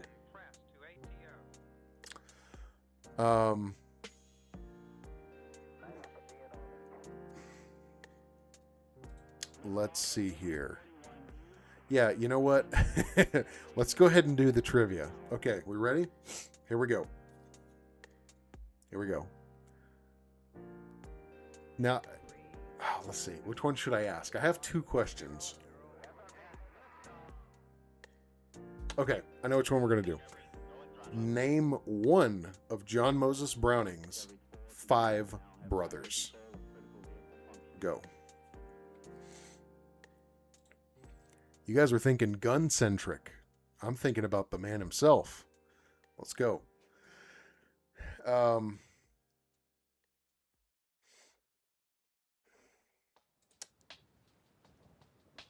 Oh man, we got a super chat. Awesome.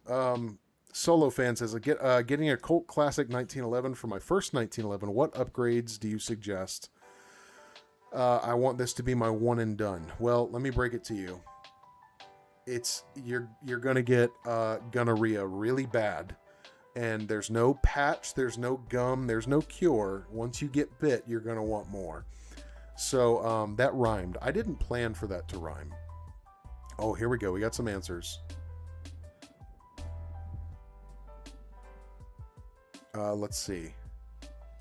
Sparky got it. Crack said a name. He said David. That is not one of Browning's names. So Sparky, you're the man. You got it. You nailed one first. So there you go. Send me an email and I'll get you get that hat to you. It's yours. It's going over there in my shipping pile. Congratulations, good sir Sparky.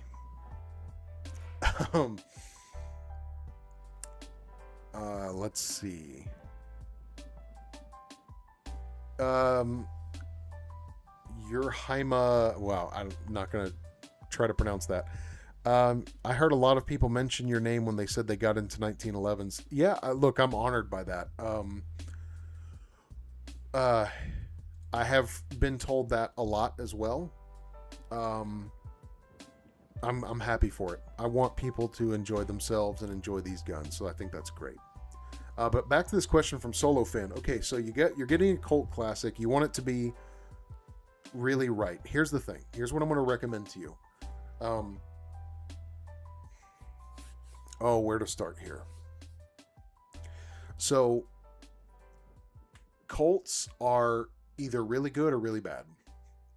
I think you've heard me talk about that. I hope you have. Go watch some of my videos on that. I would first recommend look at it in person. Don't buy it sight unseen. It's a crapshoot, man. And I wish it wasn't, but it just is. I'm trying to be honest with you. So that's the first thing I would do is make sure it's a good one. Look for rifling. Make sure the thumb safety and the trigger feel okay and everything's like rack the slide and drop it and see if the hammer drops. Like there's a lot of things you want to do. But if you are looking for upgrades, honestly, if it were me, I would only do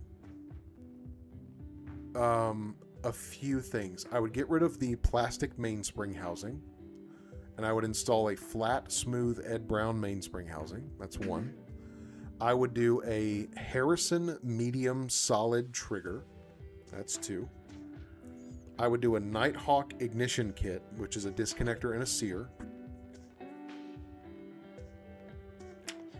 And that's it. That's all I would do. And maybe some new shoes. Get that girl some shoes, some new grips. That'd be cool. Muhammad. Dude, who said that? See, man. That's freaking hilarious. Absolutely hilarious. Yeah. Man, Sparky, I'll sign it for you if that's what you want. I feel bad doing it, but I will absolutely do it. Marking it up.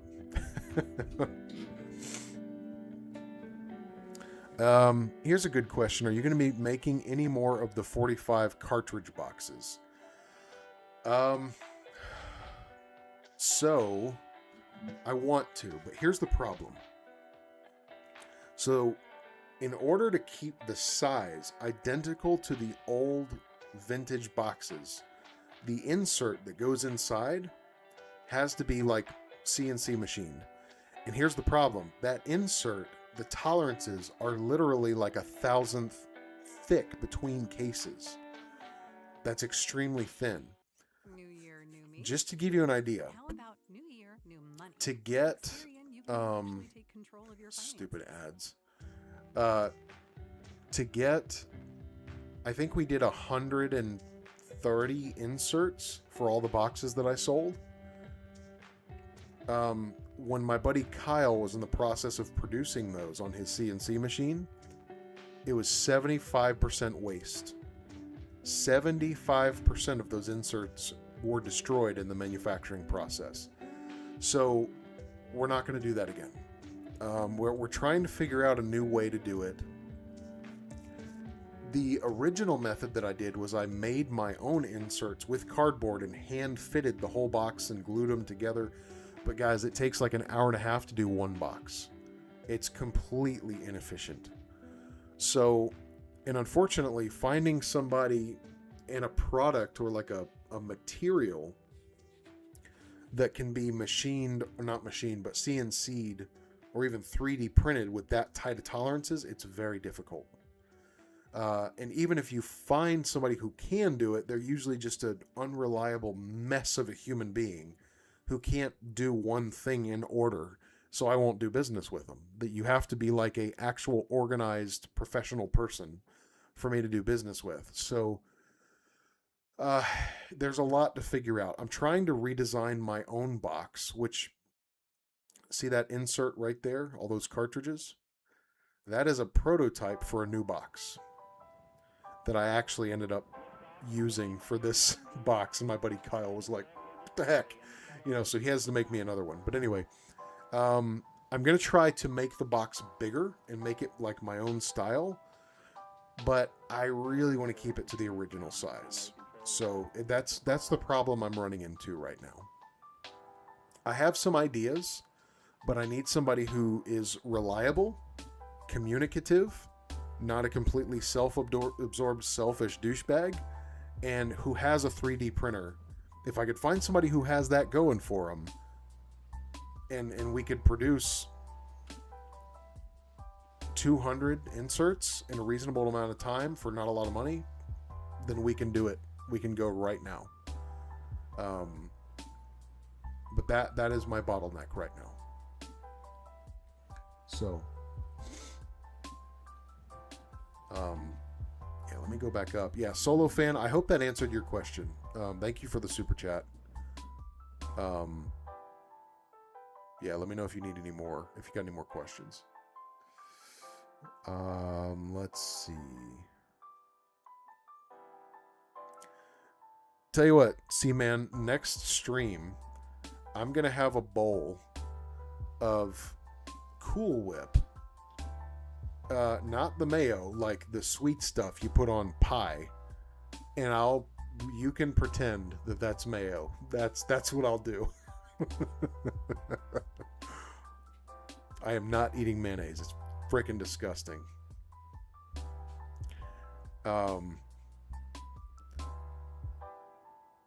Let's see here. Ryan says, I'm proof that just got into 1911s because of you. Oh, that's awesome, man. I love it. I love to hear it. That's all I want, is for people to get into this and enjoy them, and I love it.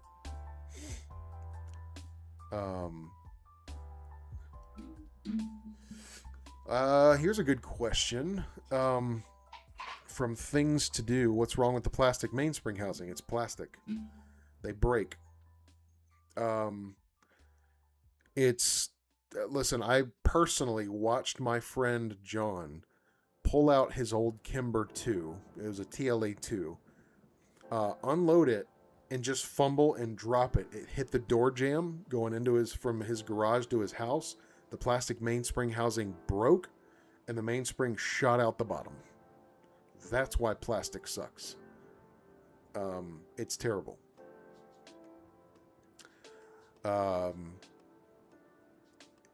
and on top of that, somebody recently, basically the mainspring is under a lot of tension, a lot. And it can actually push right through the base of the mainspring housing. They're crap, man. They say it's to save weight. It's not. It's to save money. That's it.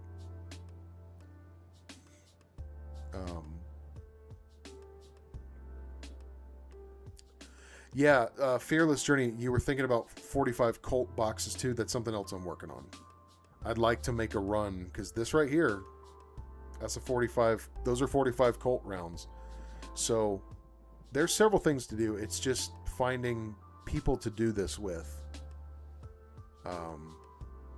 It's tough, man. It's tough to find people who are reliable.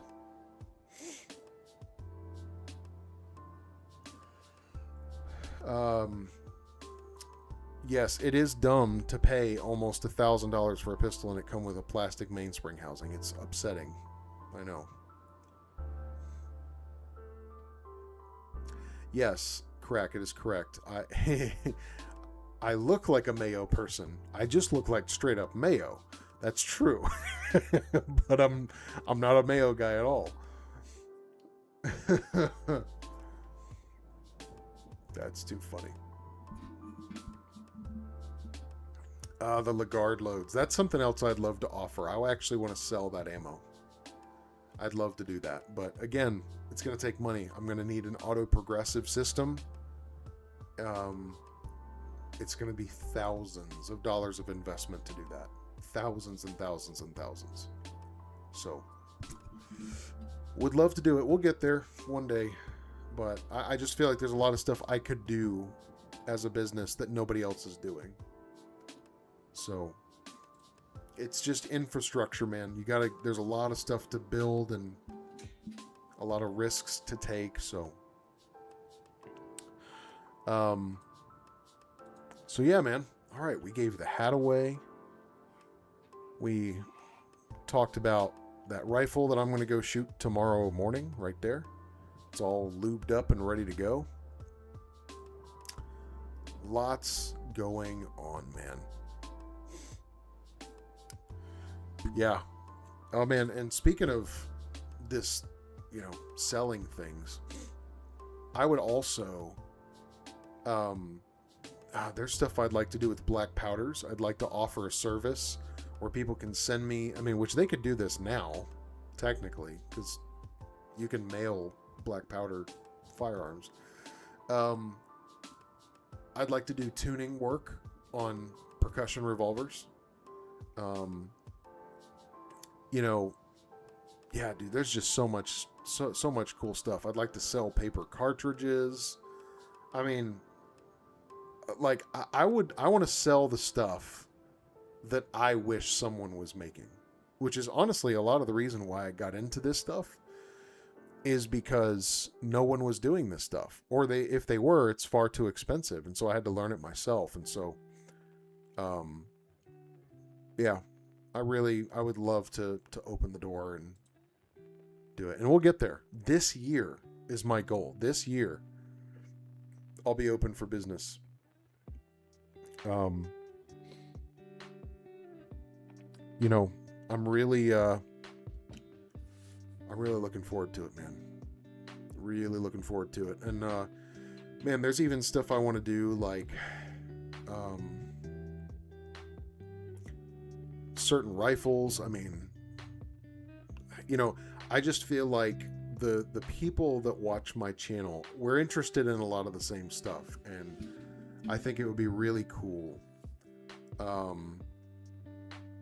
to offer stuff that nobody else is offering, particularly the Watchman. I feel like the commercial Colt pistol from the 1920s up until like 1936, 37, it's an untapped market. It's like just some of the least known and least appreciated pistols, and they're the most beautiful. And so that's what the Watchman's trying to capture, is that time period. And yeah, man, I want to offer full-blown blued, beautiful pistols with the Watchman markings, minus the Watchman text on the right side. I decided I don't like that. Just imagine you get like a pre-war, because for me, my probably dream pistol, Dream 1911, besides the ones I own, is a 1920 commercial 1911 pre-war configuration. And it's basically beautifully blued. You got your wide spur hammer, you got your short grip safety, your long trigger with the old school sharp swoop, checkered slide stop, thumb safety, all that. Small sights. On the right side, you have automatic caliber 45, and you got the Watchman logo, just like they used to have the Pony. And then on the left side, you got the text, just the commercial style like you used to have. Just that right there. And maybe have like some... I would love to sell that pistol with like legit, elk antler grips as an option. Either that or like some wood caliber, beautiful Bastogne walnut grips. That pistol right there, I feel like, I want to take the Watchman off the right side because I don't want to make it too much about me, right? The only thing is in the text on the bottom line, it has all the original patent dates that were on the 1911 from that time period. But on the top, it says Watchman model OPT established 2025, something like that. It's just a very brief mention of here's what this is, right? And I feel like that pistol would harken back to the 20s and speak to that Colt that nobody appreciates enough, and that Colt isn't making. The old fonts, all of it, man. And that would be a pistol, you would get it, it would work, it would be super reliable, tuned the way I tune them right out of the box, right? And that would be a beautiful vintage style pistol with these old school fonts and markings that you could just treasure. And you don't have to pay just $6,000-$7,000 for, because that's how much a real vintage Colt is worth. But here's the cool part. I would like to get them to like $2,500 tops. Okay. Because keep in mind, there's going to be a lot of hand fitting and tuning, bluing, all sorts of stuff, customization. So it'll be tough to keep the price low. I'd like to keep it around like $1,800. That would be like the sweet spot, because I want everybody to have one. And then, so you have this beautiful gun, but it's also made out of modern stuff, so you can shoot it. You can enjoy it. You can go out and burn 1,000 rounds, no problem, right? So that's my dream. That's my dream, is I would love to make that pistol available. It would be cool. So we'll answer a few more questions here, and then we'll wrap it up. Jay Thompson says, how much are you loving the Tennifer finish on the Musoc in Florida humidity this summer? Yes. I have not wiped that gun off. Literally, I don't want to be gross, but like it gets sweat on and then it just dries. No rust. It's fantastic. In fact, that's the only 1911 going with me to the range tomorrow. And I am going to shoot it just for like my own training purposes, but I love it. Love that gun.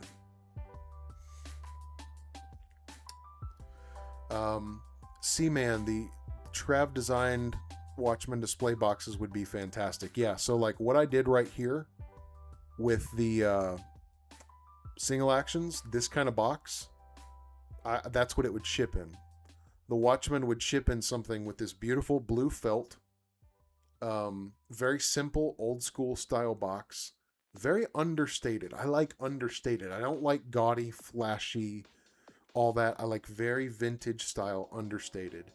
A nice dark Jacobian Minwax stain box, blue felt, because the brass stands out beautifully against the blue, and then you have the dark like walnut color, and oh man, I could just keep going. But I would love for somebody to open that box up, and there's their Watchman, this beautiful blue felt, and I would ship it with 21 rounds, like it's in that box right there. 21 rounds, 3 mags worth of Lagardes, 4 magazines. We're not doing any of this 1 magazine crap. 4 mags, right? And they would all be in their little slots. You'd have, prefer if it could be afforded, I'd like to ship it with some real MD grips, some real elk antler grips. And oh my gosh, it gives me chills. I would love for you guys to just pull that thing out and just, it's beautiful. It's blued, it's vintage, but you can shoot it. Oh my gosh. I would love it. Oh man, would love it. And like when we were doing those cartridge boxes, me and my friend Kyle, we reached a point where we had the first few done, And we both got so excited, not because we're like, oh, we're going to make all this money. We didn't. It was because I was excited for people to have them. And we both were like, I just want them to have these. They're so cool. And I'm thrilled. Absolutely thrilled with how they came out. Charles said, when you have a longer range, I'd love to see you do some bolt stuff. Yeah. Oh man, you read my mind. 1903, that's on the list. 100%. 100%. Let's see. XM177, that's a cool name. Thanks for introducing us to the plastic guide rods. Changed my life. I swap them out every 100 rounds. Ball fields feel so mild in my 1944 A1. Awesome, man. That's what they're for. That's fantastic. I would throw a recoil buffer on there too. Again, people are going to flip out at that. Go watch my recoil preservation system video, please. But a 16-pound spring recoil buffer and those plastic guide rods, yeah, that gun is going to really be preserved very well. And I give Crack credit for those. He's the one who introduced them to me. So, or me to them, rather.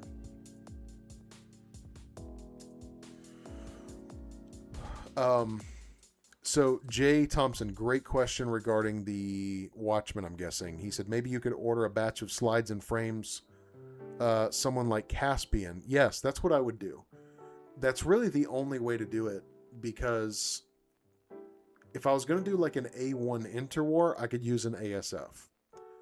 But to do a pre-war style, yeah, I'd have to order them from Caspian.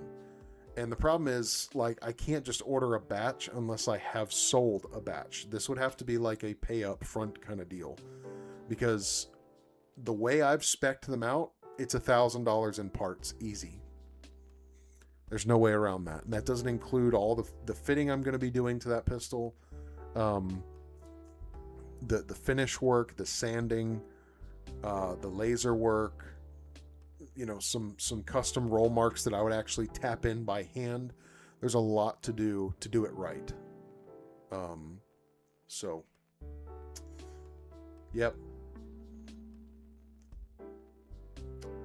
C-Man, I'm weird. I'm obsessed with these commercials, dude. AT&T Fiber, everybody. That's worth the interruption. Lordy. I'm obsessed with Remington rolling blocks. Me too. Rolling blocks are underrated. Super cool.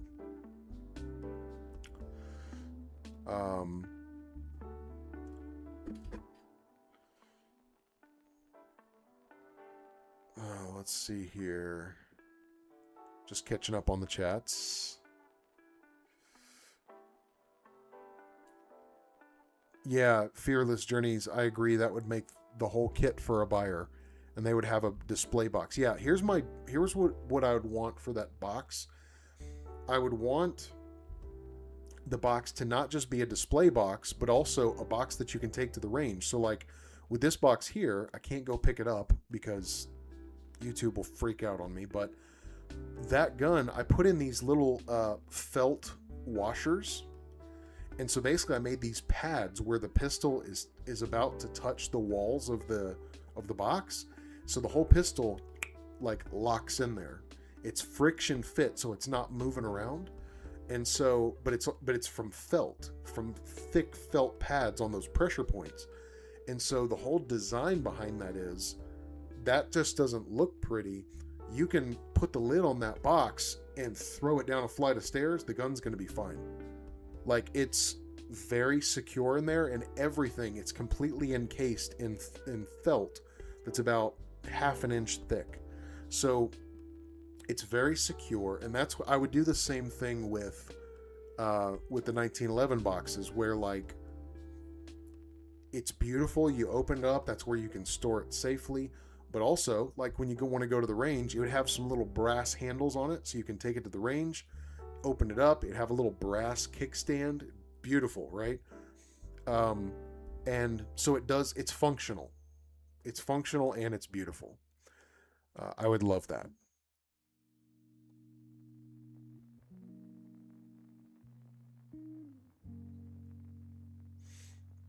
Yeah, Fearless, send me a picture of that on Instagram if you don't mind, of your cases.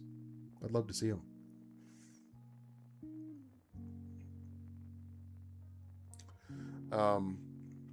Master Vintage, I'd like to learn how to do bluing like you did on blue. One of these days, I'm going to redo blue, most likely. I'm going to rust blue again. Poor thing. Or maybe another gun, I'm not sure. But I'm going to do a full tutorial. It's a lot of work, guys. It's going to take me like probably 2 or 3 full days of work to do that one video. It's a lot of work. So I just haven't had time to do it.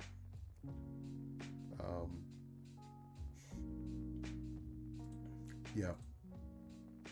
Cool. Well, hey guys, this has been a fun one. Thank you guys for coming. So tomorrow I go to the range and shoot that rifle. So Sunday's video will be all about the 1873. And looking forward to that video. I've already got the first half, the tabletop, recorded, so that I just got to go get the range footage tomorrow. It's been fun. This has been a good one. Lots of laughs rather. Lots of laugh. Appreciate everybody hanging out. And yeah, man, we got to do this more often, don't we? Well, I will see you guys Sunday, or you'll see the video. And I appreciate you being here, as always. All right. See you guys.